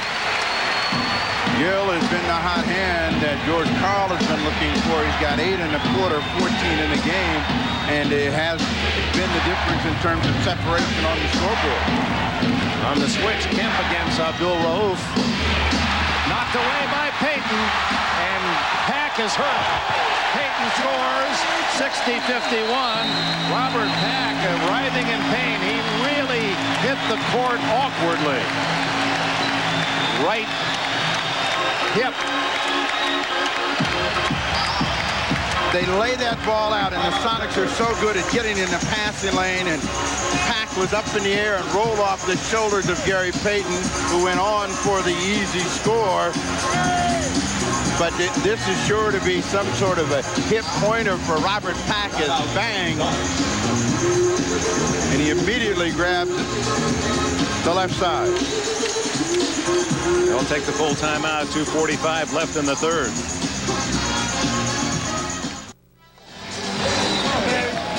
Welcome back. A frightening moment for Robert Pack, former Southern California star, as he gets caught in midair on almost a defensive back tackle in football and lands on his hip, but he's okay apparently as we go to Hannah Storm. Dick, Nuggets trainer Jim Gillen told me the injury to Robert Pack is a bruised left hip, but as you can see, he's in the game, and from the looks of their discussion in the huddle, Dan Issel is counting on Robert Pack to be a factor, continue to be one in this game. Dick? Thank you, Hannah. He stays in. Ricky Pierce, who dislocated the right index finger of his shooting hand. First half, they say he could play, although he's way down at the end of the bench, which may tell us something. Now, Pack is going to be a factor. He has to stay out there while that hip is warm and the muscles are still loose, because when he sits down, that thing is going to stiffen up and tighten up. Beautiful pass by Pack to Brian Williams. Perfect assist, 10 points for Williams to go with his double-figure 10 in rebounds. Now the Nuggets for the final 220 want to stay close. They want to keep this game in single digits while they try to find some sort of offensive rhythm. McMillan spotted the line but stepped on it, didn't get the three. So the guards for Seattle have 14 in this period. They had only 14 the entire first half. 9-point game. Trying to come inside to Williams against Kemp. Look at that steal by Kendall Gill. Ahead to Payton. Reggie Williams draws the foul. His fourth. The difference in the half has been the Sonics have been able to force those turnovers and get in a streak and been able to cash. And you have the Denver Nuggets playing in a half court, not being able to get the ball to go in the basket. They've been playing outside for most of this 12-minute quarter. And here's the head piranha, Gary Payton. They really feed off those turnovers and steals, leading the league in both categories, and that's what generates their offense. Michael Cage and Rodney Rogers return. Cage there for defensive and rebounding purposes. Here's that steal again. Look at the great anticipation by Gill. Payton misses both. And it goes out of bounds to Denver. It appeared Abdul Rauf touched it last. Maybe they'll change the call. The ball comes down and Rauf flies in there, and it went off his knee. Jeff Kersey, the official, pointed the wrong way, then corrected himself. The four turnovers that the Nuggets have had have been really crucial ones. McMillan gives Seattle a third chance. There's an Askew back in. Minute and a half left in the third. Big quarter for Seattle. Sam Perkins to McMillan for three. Rebound Brian Williams. 2-on-2 break. Takes it home. That's a huge play by Pack against the pressure of Gill to get himself under control and then to elevate for what looks like to be a very easy deuce. After Seattle had had three chances at the other end. Now their anchor today has been Brian Williams. He has been excellent in playing this game. Bust out. Back again to Williams. And a foul. Fourth on Michael Cage.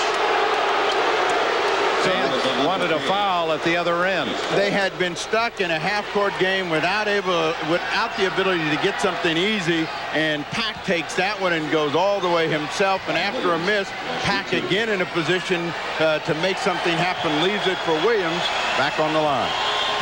Brian Williams 4 for 6 free throw shooting today. And despite a solid third quarter for Seattle, the Sonics can't shake this Denver team. It's a 6-point game. George Karl, you see that scar over the lip. He was a paper boy outside of Pittsburgh, and a dog got him when he was 12 years of age. So I better stick to basketball. You know he changed his route. 62-57.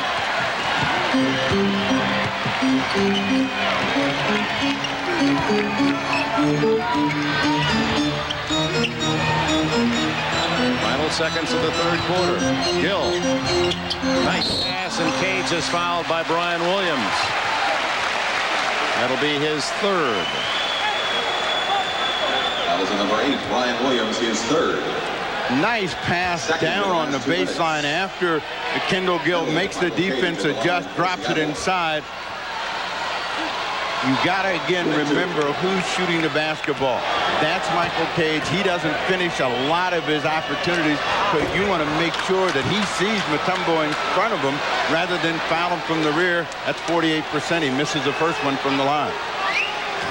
From West Memphis, Arkansas, migrated out to San Diego State. #1 pick of the Clippers in '84. Misses them both, and Mutombo pulls in the rebound.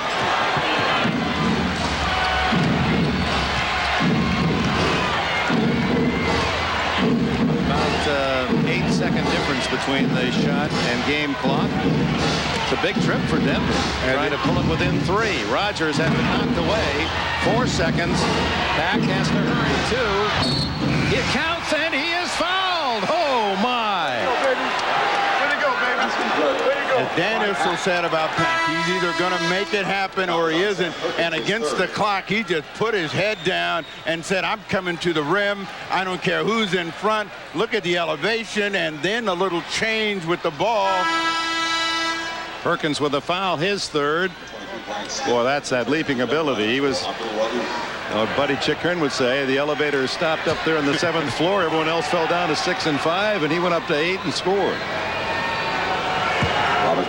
But we've talked so much about the Sonics sprinting away, and we look up there at the same advantage as it was at the half, a 3-point lead for the Sonics with Pack trying to make it 2. 62-60. 7 for Pack in the quarter. Seattle had led by 11. 3 seconds. Gill way off the mark. Brian Williams at the end of the quarter. A quarter that started brilliantly for Seattle, but Robert Pack, the Pac-Man of Denver, with 7 points in the quarter to lead a run that pulls the game to 2. 12 minutes to go.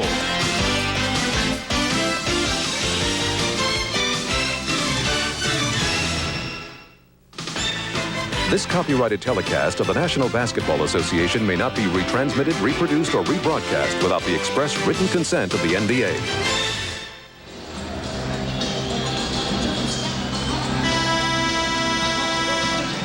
Dick Enberg with Steve Jones, Hannah Storm. Welcome back to Seattle. The 605-foot Space Needle built 32 years ago to celebrate the World's Fair.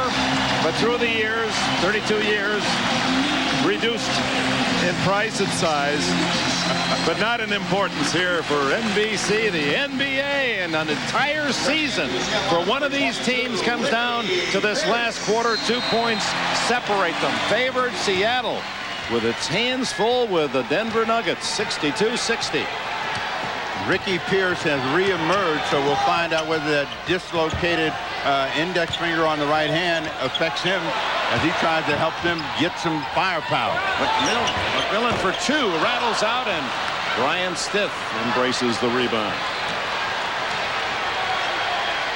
Robert Pack, should Denver pull an amazing upset, he would be one of the unsung heroes. The nation learning about Robert Pack, who's kind of found a way to get into this league. This is the guy with some offense, and that's Rodney Rogers. Look at Brian Williams battle for that offensive board. Got to get it up. They didn't see the shot clock again.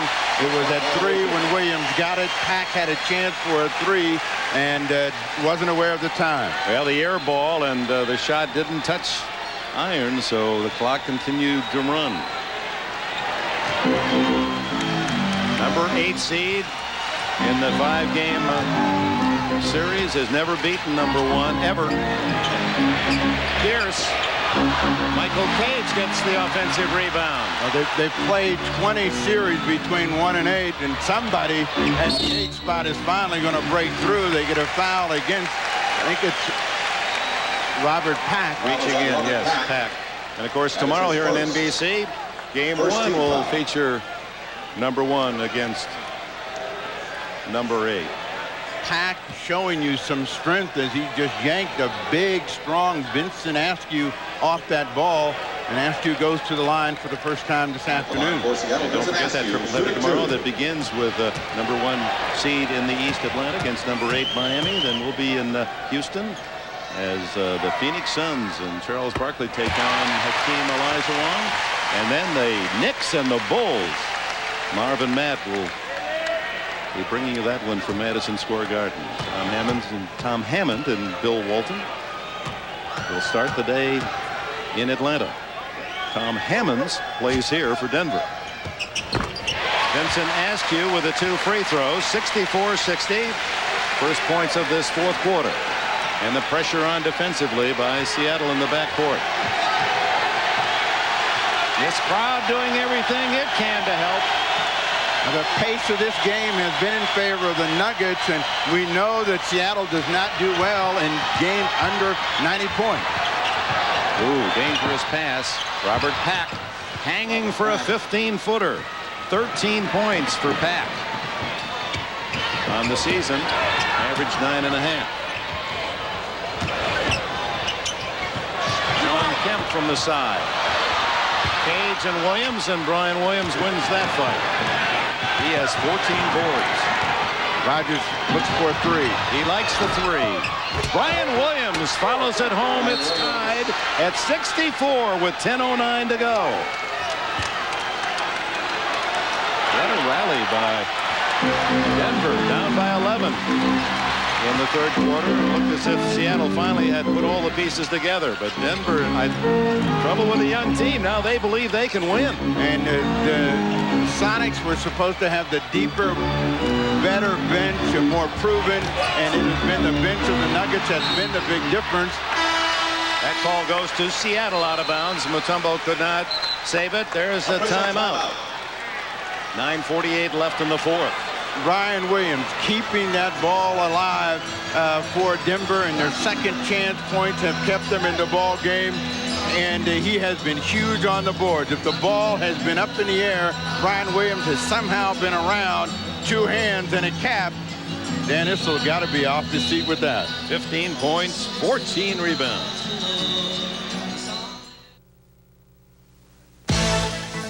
Miller Genuine Draft presents Genuine Moments. Today's Miller Genuine Draft Genuine Moment takes us back exactly 6 years ago to the day. Another Game 5. Denver and Doug Moe's team against Seattle Supersonics. The Nuggets came away with a 115-95 win over Seattle, advancing 3 games to 2. In recognition of this moment, Miller Genuine Draft donates $1,000 to the Thurgood Marshall Scholarship Fund. 9:48 left in the fourth quarter. Tied at 64. The fourth tie of the game. Denver is on a current 11-2 run. Payton back in the ball game to see if he can direct some things and also get some penetration, break down that Nugget defense, which has had them really playing slow down basketball. Pierce, and the foul is on Pierce for charging. His first. Offensive foul called on Ricky Pierce. His first. Pierce, an extremely aggressive drive here, but that left arm goes out and trying to get control of the ball right into the chest of Brian Stitt.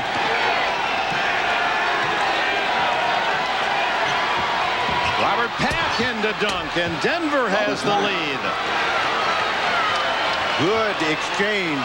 Get it, give it, go to the basket, and they hurt the Sonics for the first time on that kind of a play. John Kemp has had a quiet series. Askew feeds underneath the Cage. Now who looks confused? It's the Sonics here. The veteran Ricky Pierce, a 2-point shot, ties it at 66, his first points of the game. 8:50 to go. Tie it again. Back to Rogers with an advantage against Askew. Knocked away, and a reach-in foul against Askew. Well, Dick, you've been around since the beginning of basketball with Naismith, and this was one of the original plays, give and go and over the top, but they didn't jump that high in the beginning. Well, they couldn't because Dr. Naismith, that peach basket would rip up the way these guys fire it down. He wouldn't allow it.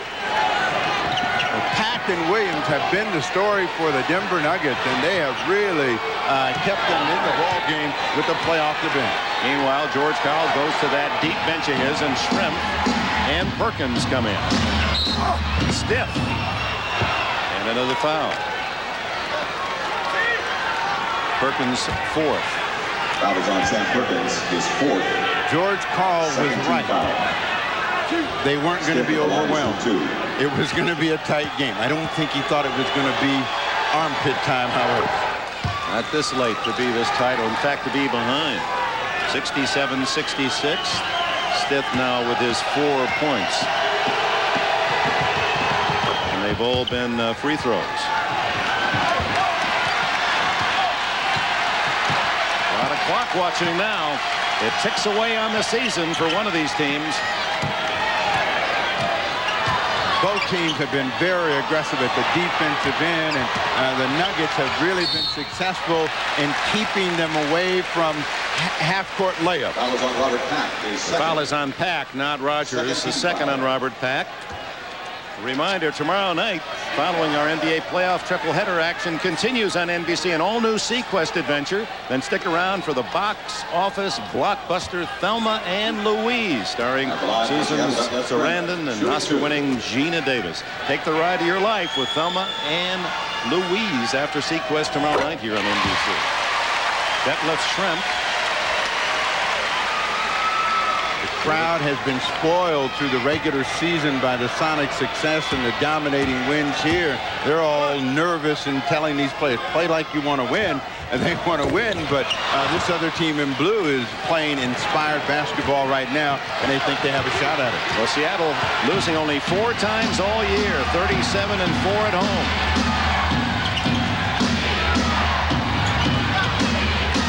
Williams to Pack for 3. Robert Pack, he's unconscious here in the second half. 18 for Pack. That matches the biggest lead of the game for Denver, 4. Detlef Schrempf saves it for Kemp. Notice they come out of that middle because Mutombo's in there, and they are just really struggling to score the ball. Kemp to Payton. He has to come out. Pierce waits for Stith to fly by. And the rebound and foul against Schrempf for riding in, his 4th. Dan Issel said if we could just score the ball, we can win this game. He didn't know that this was going to be the guy that was going to be scoring the ball and making the threes. That is just his 8th three-point field goal, his 3rd of these playoffs, but he's not a three-point shooter. All season long, Robert Pack. Quiet from outside. He's not known for his offensive talent. Playmaker and speed and can penetrate, but not an outside shooter. And Payton trying to hawk him in the backcourt.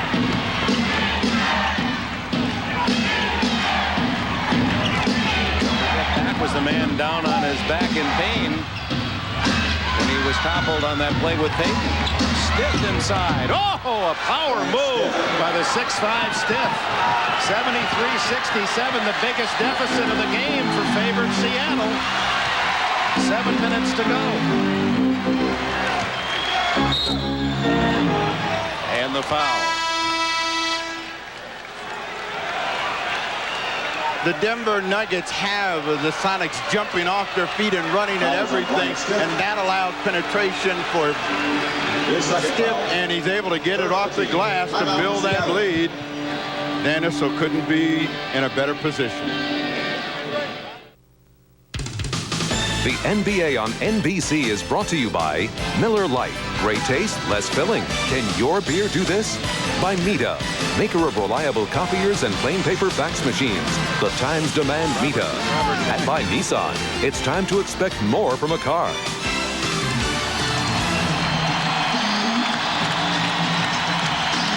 Welcome to Seattle. Dick Enberg with Steve Jones and Hannah Storm. Robert Pack has been brilliant today all season long. 82 games. He made 6 3-pointers. He has 5 in the playoffs, 2 for 3 today. Never has a number 8 seed beaten a number 1. So the Denver Nuggets, seeded 8th in the West, have a 6-point lead with 6:48 to go. Detlef Schrempf. Utah, having eliminated San Antonio 3-1, awaits the winner. If it's Denver, Utah will have the home court advantage. Phoenix and Golden State. Phoenix wins that one, and we'll meet Houston tomorrow here on NBC. We understand Gopher Gin has won the Kentucky Derby. One of these teams going for something stronger than that, or at least bubblier, more effervescence. And there is Brian Stith's first field goal of the game. 9 points for him, a 2-pointer. shot, his second, both coming here in the fourth quarter. Shrimp inside. Beats Rogers. 75-70. 6:19 to go. This crowd of nearly 15,000 that has seen Seattle run up the best record in the NBA this year. Nervous now. Almost a steal by Gill. Rogers saves. Gets it to Williams. Pack. Can he hit another three? Oh, my! Robert Pack for three. He has matched his entire season's total of trays in a 5-game playoff series. Somebody had to get hot. It turns out to be Pack. He's got 10 1/4, and they have an 8-point lead. And this crowd stunned right now. They got 5 minutes to get it going. Kendall Gill can't hit. Perkins with a rebound. Gill. And a foul. The Sonics came out roaring to open the second half, opened an 11-point lead and appeared to be on their way. But Denver has fought back, and now they have their biggest lead. And Robert Pack's steady right hand, the difference in the game. Rodney Rogers picked up that last foul, the rookie's fourth. Kendall Gill. 15 points for the ex-Illinois star. And there's only 29 tries. That tells you something right there. He's just not an outside shooter on the season. He's 6 for 10 in threes in the playoffs. You know, perimeter shooting has never been the strength of his game, but today he has been that hero that books are written about. Along with Brian Williams, they have been the difference for the Denver Nuggets. Denver by far the youngest team in the league. Can they hold up now? The pressure of the home crowd. Defense that was the toughest in the NBA, forcing more turnovers by the opposition, stealing more balls than anyone else. And Dan Issel, a great star with Kentucky, and of course 15 years in the league with Denver, trying to keep the pieces together. They've had a couple of clock violations. Mutombo hits the rim, so the ball alive, and Williams saves it. He's fouled by Kendall Gill. Ryan Williams, a terror on the boards, 16 rebounds. Gill, his second, 14 foul. Maybe he's playing this inspired game for Ayrton Senna, but he has been on the edge and all over the place today, keeping the ball alive. Gill picks up the personal foul. Closing in on the 5-minute mark. 5 minutes left. Mutombo double team. To Pack. Brian Williams hits. 80-72 Denver. Under 5 minutes to go.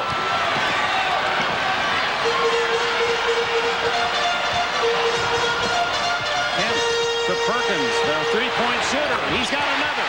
3 of them in the game for veteran Sam Perkins. He's 3 for 3 today. 11 points for Perkins. 4.5 left. It would be an upset measured with the biggest upsets in NBA playoff history if Denver pulls it off. Seattle's crowd is going to do everything to deny. Brian Stiff. Rebound to Gill. Perkins open at the other end. Another three. It was close, and Reggie Williams kept it away from Sean Kemp. Here's Pack. To Williams. And he was fouled. There was a chance at a three-point play. You know what it is? It's the X factor. You never know who's going to step up. And today for the Nuggets, it's been 2 guys, Robert Pack and Brian Williams, that have been the difference in not only keeping them in the game, but getting them on top. And Williams goes back to the line.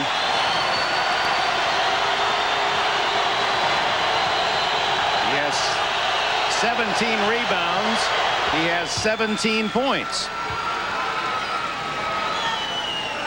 Brian Williams rebounds by quarter. He came in full-time when Mutombo picked up 3 early fouls left with 8 minutes to go in the second quarter. 6-point game. Shrimp. Partially blocked by Stiff and pulled on by Williams. Fans wanted a foul. Shrimp playing with 5 fouls. Reggie Williams with another offensive rebound, and he scores. He had to raise that shot up around the clock over the backboard to get it in. The Sonics a desperate team right now, and they get a big shot to come in from the perimeter from Sean Kemp. Kemp, the star of this Seattle team, with only 15 points. A little over his average in the 5-game series. 3:14 to go. Payton on Pack. Pack with a beautiful pass, but Williams misses the slam, and Denver's luck is good as the ball goes all the way out to the sideline to Brian Stith and George Karl. That's something you can't coach against. That's a break for the visitors. Well, the aggressive play of these two players, Pack and Williams, but too hard off the back. The hammer doesn't fall, but right there they get the possession again. Timeout, Denver. And Denver wants a timeout. Good time for especially those folks in the Mile High City to take a deep breath.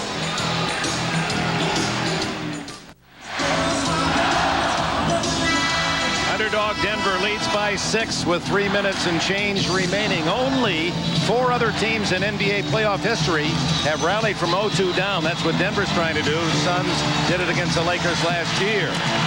But it's plays like this at both ends by Brian Williams. You see Robert Pack missing, but they have been aggressive on the board, and second chance points have been huge this afternoon. 20 offensive rebounds to 6. And it's a big advantage for the Denver Nuggets over what has been a very good rebounding team, the Sonics, all season long. And this is a day that will be one of those black marks in a 63-win season for George Karl if they don't get it done. He's got 3:06 left. Stith on the line to try to extend the lead to 8. And with money on the line, Dan Issel believes in number 23 at the free throw line. He feels that this is one of the calmest, coolest players on his team. He had struggled to get the ball in from the field, but he gets 1 of 2 there. 23-year-old Stith makes it 84-77. And a foul at the other end. Reggie Williams. His fifth. Sonics in a bust out and a quick pass ahead to Detlef Schrempf. This time Detlef Schrempf gets the call. Really should be no complaint from Reggie, but he said, I got away with a few holes earlier, so why would you call that one? Schrempf with 16 points. Now is the leader for Seattle. Once again, he's averaging 18 in the playoffs as you see Nate McMillan come in for Sam Perkins. Perkins shackled with 5 fouls himself. And George Karl is also thinking turn the ball over. They got to turn that ball over and generate some cheap points if they possibly can. 1 of 2 for Detlef Schrempf. Both teams missing big free throws all afternoon, and it's been this little general right here that's been the difference.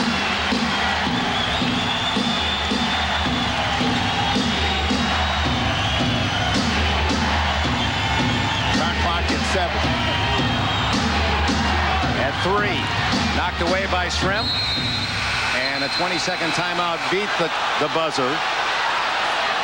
There's about a second remaining, although the buzzer sounded. Now we can tell you the real secret to Denver today. Look at Coach Dan Issel.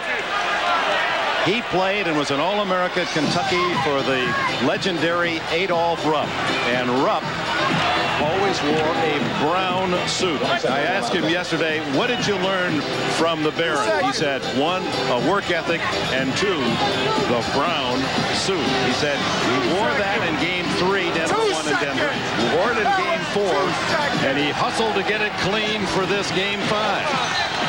So, Baron Adolph Rupp of Kentucky, watching from somewhere, saying, brown is beautiful. They want 2 seconds. 1 second is on the shot clock. Let's go back to the replay. The shot clock is going down. Brian Williams doesn't have any idea, but he wants to score. Loses control of the ball. By the time he gets it and calls a timeout, it's 1 second. That's a right call. But shoot, if you want to win a game, you may as well beg for all the time that you can get. They got a catch-and-shoot situation here. They've had some shot clock violations this afternoon. To Mutombo, and it's batted away by Schrempf on the 24-second violation in Seattle.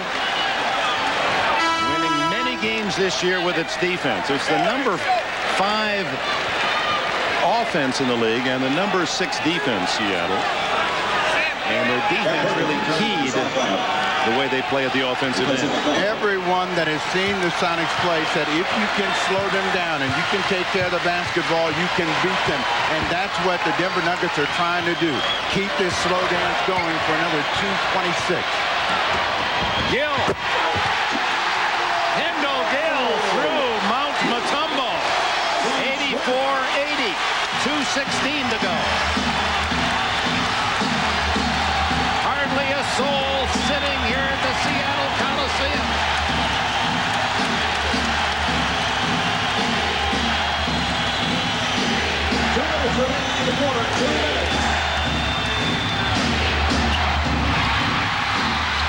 A new 24 for Denver, and a whistle. That was a 24-second pump. They did not touch iron on the shot by Mutombo. Mutombo trying to break down Sean Kemp, wheels in, and the ball did not hit the rim. Ryan Williams kept it alive. Reggie Williams makes the save, but the clock is expired. Mutombo over there arguing, saying, it had to touch something. I was too close. It did not. So it's 84-80, 1:52 to go. Composure is critical for the Nuggets right now. They don't want to give up any cheap score. Take another look at it. Mutombo fouled by Kemp. But no call. But the ball definitely did not touch the rim.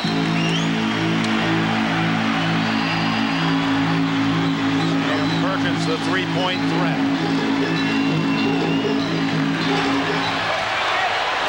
1 minute, 40 seconds to go. The double team, and they're going to call a foul on Pack, I believe. Pack was a little bit too aggressive. Whenever you double team, you don't have to steal the basketball, and that's what Pack was trying to do, so they give Detlef Schrempf and the Sonics a chance to score cheaply, and it also stops the clock. But he saw that ball sitting out there, and he thought he had a chance to make a play on it. This old Kentucky gentleman trying to be cool. You've been so good. 84-81,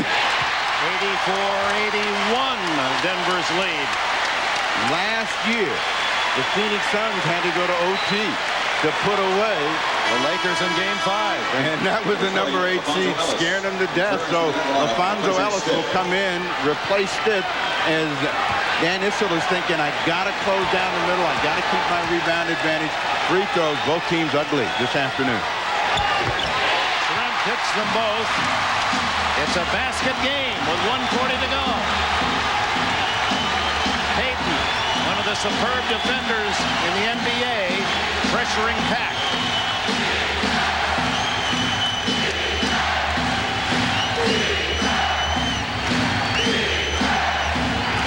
Six on the clock. Ellis with 4. Over Schrempf. Oh, what a clutch 10-footer from LaFonso Ellis. He has 14. Kemp at the other end with Mutombo. Crowd saying, no, Sean, no, Sean. They want something better, but Mutombo is not letting them get inside. The block by Mutombo is 5th of the game. Kemp gets it anyway. 86-84, the final minute of the season for Denver or for Seattle. Who would have ever thought you'd put those two teams in that sentence?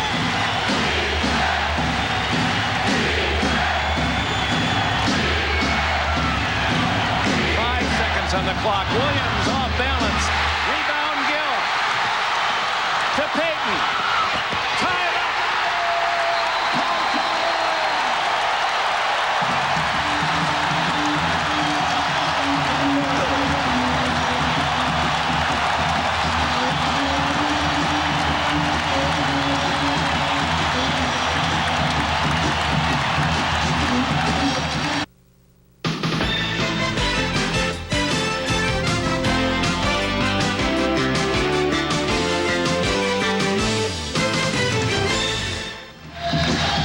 The Seattle Supersonics lost only 19 games in the entire season. One of the reasons, the play of Sean Kemp.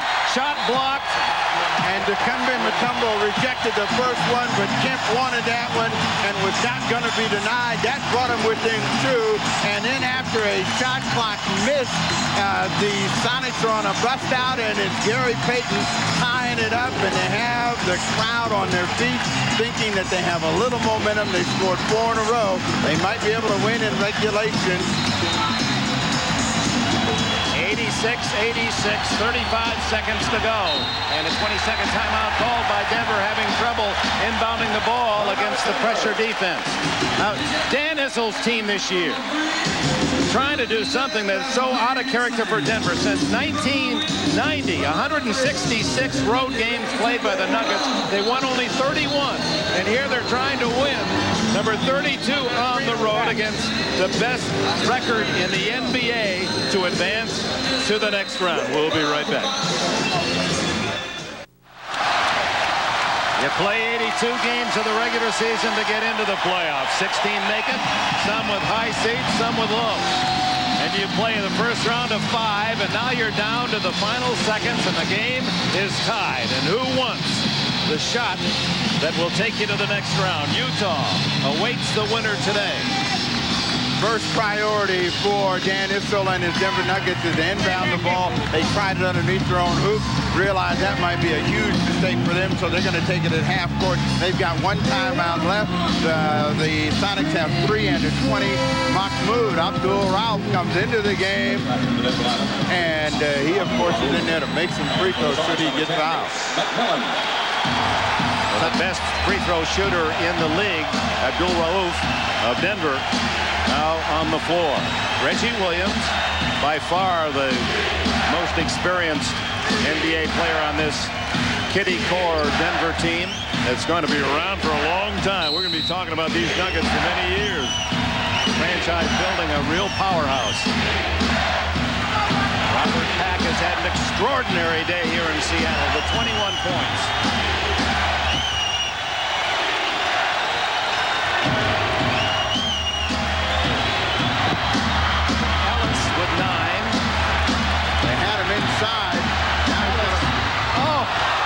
Over Gary Payton, who is guarding him tenaciously. LaFonso Ellis, the 24-year-old Notre Dame graduate, hits a 12-footer for the lead, and there are 15 seconds left. They got the ball into him initially in a good deep position. He wasn't ready to shoot it here. He's just getting it up against the clock, and that's the second time he has been pure under pressure. The reaction, you wonder if he wanted to hear himself scream. That's if you were with us earlier. He said it gets so noisy in the playoffs in the NBA arenas. Even when I scream, I tried it in Denver, I couldn't hear myself. Well, he certainly silenced for the moment this Seattle crowd. And Dan Issel trying to act cool over there on the sidelines. The 44-year-old Issel, his team responding to the challenge of Seattle, a heavy favorite, in the way they wiped out Denver in games 1 and game 2. I think the entire world thought, hey, this is going to be a quickie for Seattle and on to the next round of business. But Denver winning game 3 and then in overtime game 4, and now lead with 15 seconds to go in the decisive game 5. And don't forget, fans, tomorrow beginning at 12 noon, NBA Showtime, and Brian Shaw, a man who has fought through incredible personal tragedy in the last year, star of the Miami Heat, who will try to go for the 8 versus 1 against Atlanta. That starts at 12:30 promptly, 12:30 tomorrow, Miami, Atlanta, followed by the battle in Houston. Charles Barkley and the Suns, who were finalists last year against Hakeem Olajuwon. Many feel he'll be the most valuable player in the NBA when the votes are announced. And then the third of our tripleheader sends us to Madison Square Garden in New York. The defending champion Chicago Bulls against the New York Knicks. What a day tomorrow. Let's hope that those games come close to the drama of this one. Seattle, one of the 60-win seasons, actually 63. Only 2 have lost in the first round of the playoffs. Both of them the Milwaukee Bucks. Now, the Sonics got to give themselves 2 chances to tie or win the ball game. 15.2 seconds left in this ball game, so they want to make sure that they run a quick, hard, aggressive play and then crash the board. Perkins is the three-point shooter. He has 3 today. Schrempf. Williams knocks it away. And the whistle with 7 seconds left in timeout, Seattle. So good defense by Denver and Reggie Williams in particular. Both coaches wringing wet as Reggie is able to get a little hole and then get around, get a piece of the basketball. Schrempf, knowing that he's doubled and not in a good position to make a pass, calls a timeout. All right, you're George Karl. To whom do you go for the shot here? Who do you try to set it up for? Well, you know, they would normally in this situation try to get something inside and very quickly, but Mutombo has basically wiped out all of those possibilities. The guy that has the best chance to get a score, the people that they had out there, is Kendall Gill or Detlef Schrempf. They tried to post Schrempf the last time against the smaller Reggie Williams. They don't have as much time, so they got to have a quick hitting play, and then they'll go. Look for Gary Payton to try to create something with penetration. Sean Kemp collapsing off of the wing. And of course on the Denver side, their strong suit in this situation is the best shot blocker in all of the NBA, Dikembe Mutombo. The mountain in the middle really changes the whole focus of the Seattle offense. It restricts them to certain areas, most of those away from the hoop.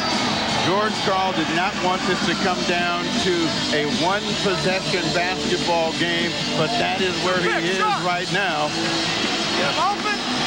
And don't forget that Sam Perkins, whose whole lifestyle changed under Karl a year ago at this time, when he suddenly realized he could hit the long-range shots, became their three-point shooter. Had another good year, made 99 on the season, shot nearly 37%, and he's 3 for 4 today. He's the three-point choice. But a tie is what Seattle's looking at, not a three-point desperate win. Only 7 seconds in which to accomplish at least a tie. This is not the best position to have to inbound the ball. Reggie Williams will be up and bouncing, trying to make sure that they're under pressure. Payton. Short. Kendall Gill knocks it home with a half-second remaining. Tied at 88.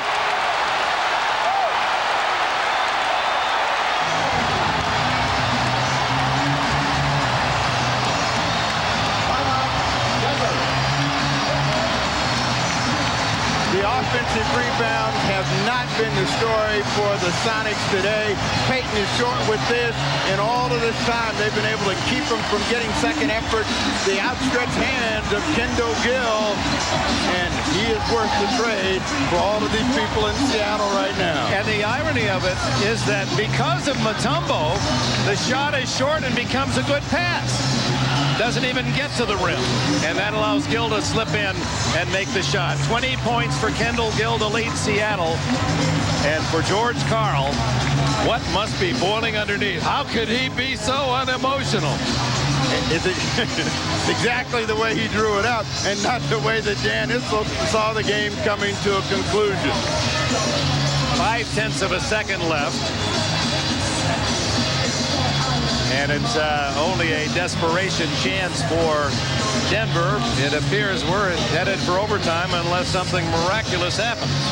Last year was overtime that pulled Phoenix through, and the Sonics, they're riding the same kind of hope.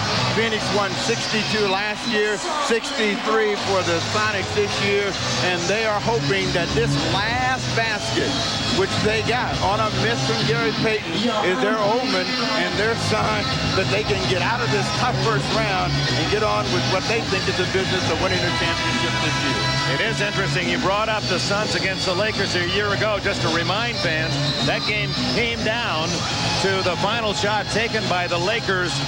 Was it James Worthy, and he was forced to take a 30-footer, went into overtime, and then the rookie, it was Miller time. Oliver Miller was the bright star for Phoenix that captured that fifth game, rallying from 2 games down, and took them all the way to the finals against the Bulls. So here's the last play of regulation. Reggie Williams inbounding the ball. Nate McMillan, the defender, in front of him. Mutombo's the logical guy to big lob pass, see if he can tip it in. Well, you're in a catch-and-shoot situation. It's either a lob or a throw, too. Mutombo doesn't get it off. It doesn't count. Mutombo hits it, but too late. Overtime, 5 minutes at 88 all.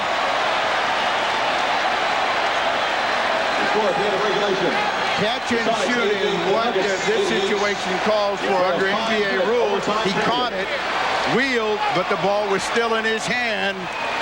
Oh, what a basket to have taken away. There are some plays, some shots that will be long remembered in that man's mind. Overtime coming up. 5-minute period in Seattle. They're even at 88, and on we go.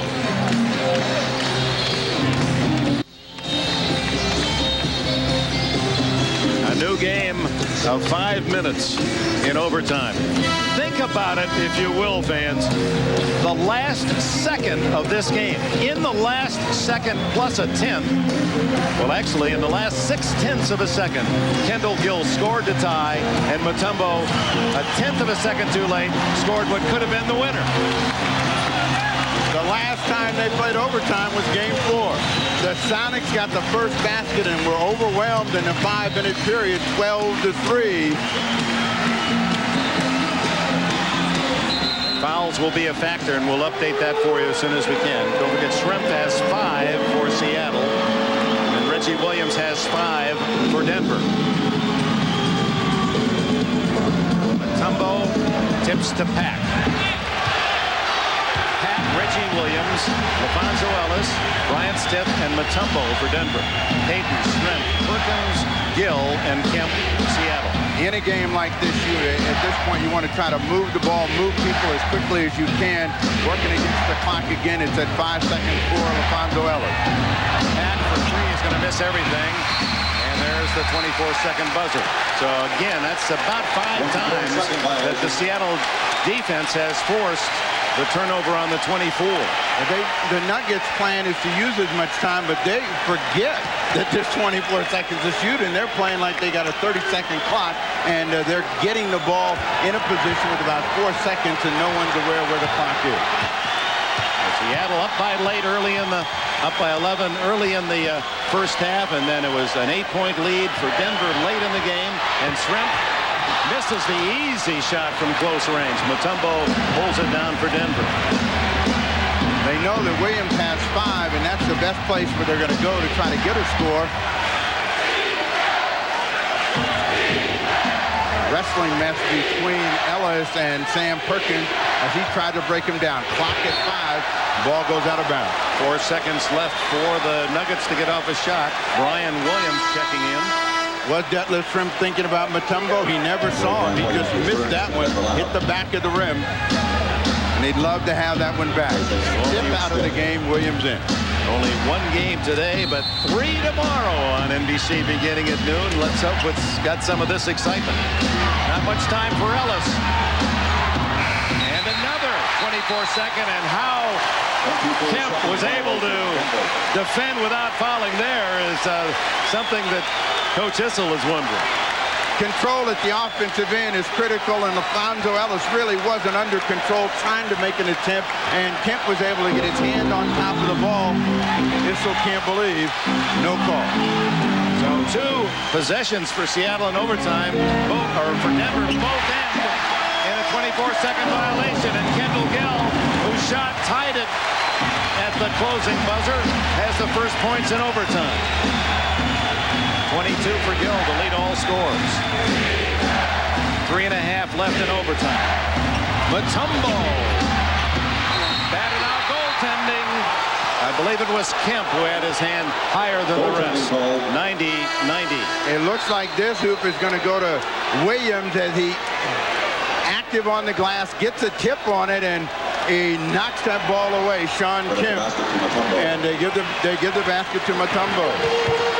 8 points for Mutombo, but his story isn't revealed in just the scoring.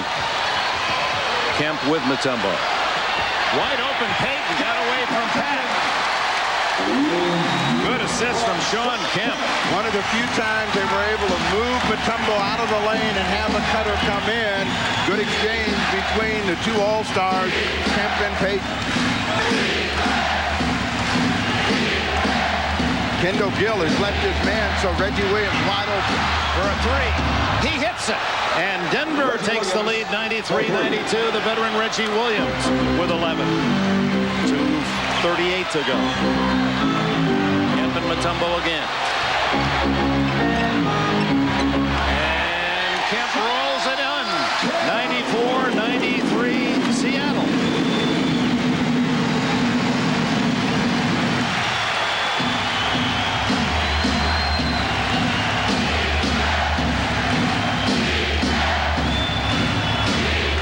With 5 fouls on Mutombo. They want Mutombo to try to beat them, and they're telling everybody to hold their position. Shot clock is now down to 2. Not going to get it off. The third violation in overtime. 24 seconds, not enough time for the Nuggets. And Issel telling his players, look at the clock. Guys, we got to have a clue. This is the thing that's hurt them in such a tremendous effort for them this afternoon, not being aware of game clock. Gill doesn't save it. A touch of shrimp flash out of bounds to Denver with 1:48 to go. Again, Seattle, best record in the league. Team to beat in the West. Denver, the 8th seed, the long shot, the youngest team in the NBA, trying to pull an incredible upset in Game 5 after losing the first 2 games here to start this series. 94-93 Seattle. Reggie Williams points to the clock saying, we got to go now. It's under 10. Into Ellis. Ellis, almost a blind shot from away from the defense, and he is fouled. This time they get a play going to the basket. Ellis is able to get this one away and one. Payton got him over the shoulder right there. LaFonso Ellis with 18 points. And Ellis has had 3 huge baskets down the stretch, and there's 2 in the fourth. Here in the overtime, a chance to give him a 2-point advantage. The 3-point play for Ellis. It's 96-94, and George Karl wants to talk it over with 1 minute 26 seconds remaining. Tenacity of this young Denver team puzzling Seattle.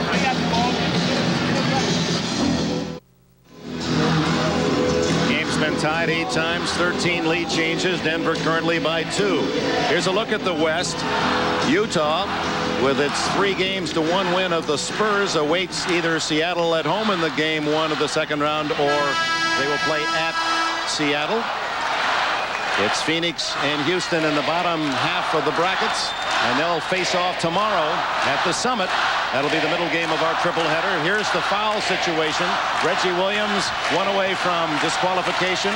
Shrimp and Perkins, as well as Payton. No room left for them in that department. 1 minute, 26 seconds remaining in the first overtime. Shrimp to inbound the ball for George Karl Sonics.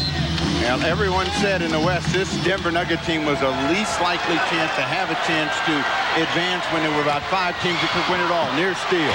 Alfonso Ellis, and then Shrimp blocked by Mutombo. A record-setting block. His 30th of the series, Pat. And touch last by Perkins. Mutombo, in a 5-game series, 30 block shots. That is a new NBA playoff record for a 5-game series. You can gamble when you have the ultimate rejector back there. Mutombo led the league in shot blocks this year, and that's a big save. They get a good break at the other end, and now they'll set trying to come through Alfonso Ellis. 11 on the shot clock. Ryan Williams couldn't get the pass, and it's Payton with Pat, and knocked away by Reggie Williams. Final minute. 54 seconds remain. 2-point lead, Denver. Dan Issel was telling his guys, come to meet the ball, as the Sonics are trying to come up with one more fortunate break. Looking inside for Brian Williams. Pat to intercept the loose ball. 4 seconds on the clock. Kemp blocks it with 1 second left. And again, Denver flirting with a 24-second violation. And if Dan Issel's team wins this one, he's going to take all of these young kids into the classroom and say, together now, let's start counting. 1, 2, and when you get to 24 or at 23, I don't want a ball anywhere near you. And Issel's team might set a record for shot clock violation. There's another one. That's their 4th in overtime alone. And Issel saying that's not a full second, but it doesn't necessarily mean there's a full second left. Again, the clock is showing 1, but it could be less than that, and it's a catch-and-shoot situation. The ball was blocked anyway, so really, it doesn't matter. When it gets to 1, it's really 0 point something in seconds. Well, Robert Pack has been everywhere, and he was going after the shot clock. He was thinking, hey, that's home cooking for sure. That clock went too soon. So another chance for Seattle and Denver in some ways in trying to chew up the time, which has been part of their strategy throughout. There's no argument there. They've executed the game plan of making it a half-court game, use the time, a lesser opponent trying to deny a better opponent possessions, but it has cost them as well. And with a timeout, step aside for these words, 96-94. Dikembe Mutombo from Zaire, who teamed with Alonzo Mourning at Georgetown University, and his Hoya coach John Thompson. He looks more worn as a fan than he did on the bench. He doesn't have the towel. He's working the handkerchief. 96-94, 32.6 seconds. Ball to Schrempf at midcourt for Seattle. The Sonics are in a 2-for-1 position, but I think they want to work for a good score. They got a chance to tie the ball game up. The Nuggets have a foul to give. Kemp with Mutombo. Another block for Mutombo.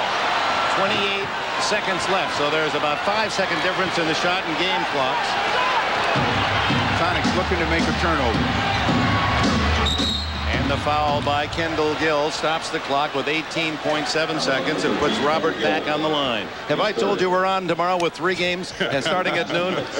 Snapper? Well, we hope that all 3 of those games have this kind of excitement as we've come down to the final seconds and the ultimate rejector in this game, changing what has happened for the Sonics and the way they have played. Mutombo, 31 blocks. That's an NBA record for a 5-game series. The other hero, Robert Pack, a chance to build a lead to 3 or 4. Hakeem Olajuwon, Mark Eaton, and Manute Bol had blocked 29 in a 5-game series, and Pack, an improbable hero. 21 points today, a couple trays mixed in, plus his floor leadership. And he coolly drops them both for a 4-point lead, so that puts more pressure on George Karl. It's still a 2-possession game for Seattle.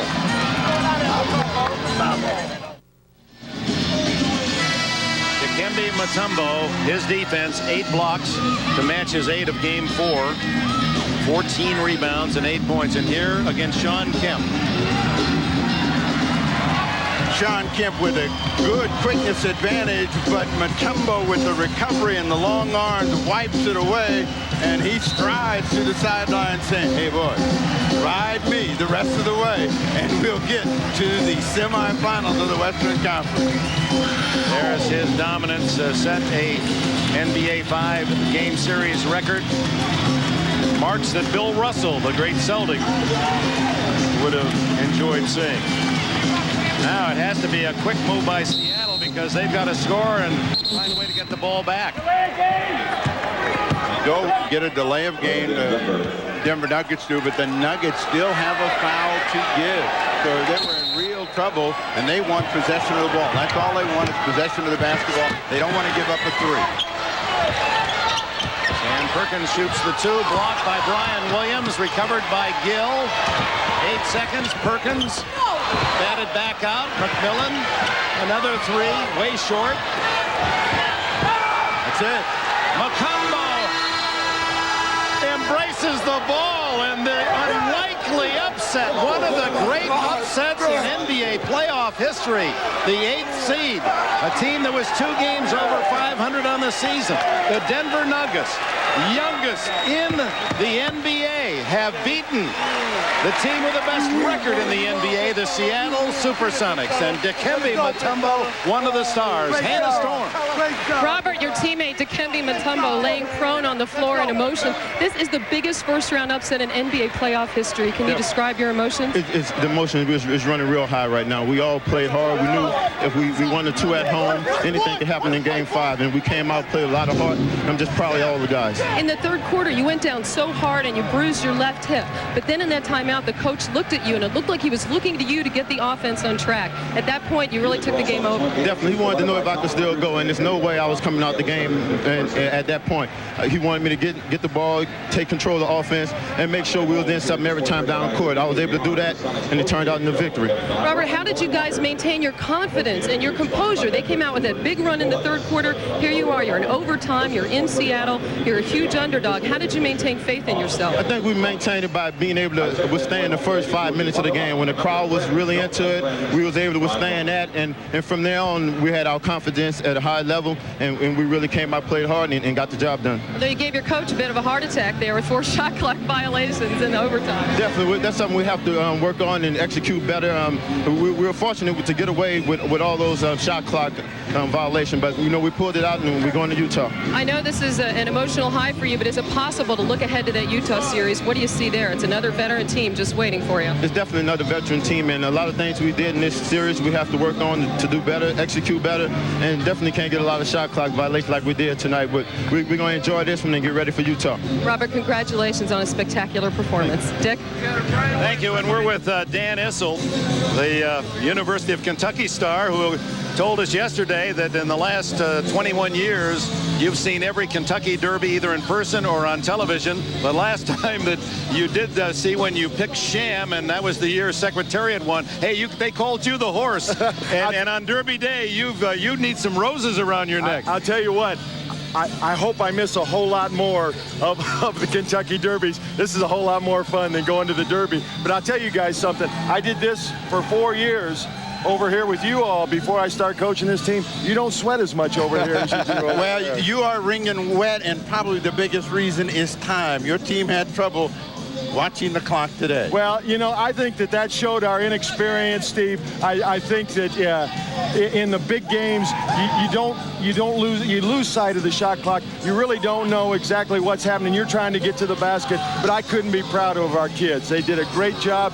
The first game in this building was a throwaway. We stood and watched. We were observers, not participants. But the next 4 games, we played the best team in the NBA head on head. Hey, Coach. 4 times a 24-second violation in overtime, and you still won the game. Would you have believed that? No, but we did the same thing in the overtime in Game 4 in Denver. They had a difficult time scoring against our set defense, and we didn't let them get any runouts in the overtime. Well, you're in the winner's circle. I know you. Well, we were going to go to Hannah, but we have a chance to ask you. Now you're going to play Utah at Utah. How'd you do during the regular season? 1-3, I think, against Utah. Yeah, we didn't play Utah very well, but we didn't play Seattle very well here either, Dick, and we got one. Oh, my. Dan Issel and the Denver Nuggets. Ladies and gentlemen, you've seen a part of NBA history. This is an upset they'll be talking about for many, many years. I wonder if the Nuggets fans back home are excited. 98-94 upset engineered by the rebounding of Mutombo and blocking, the great play of Brian Williams, and how about Robert Pack? Mutombo, hello Zaire. Denver is through to the next round, upsetting highly favored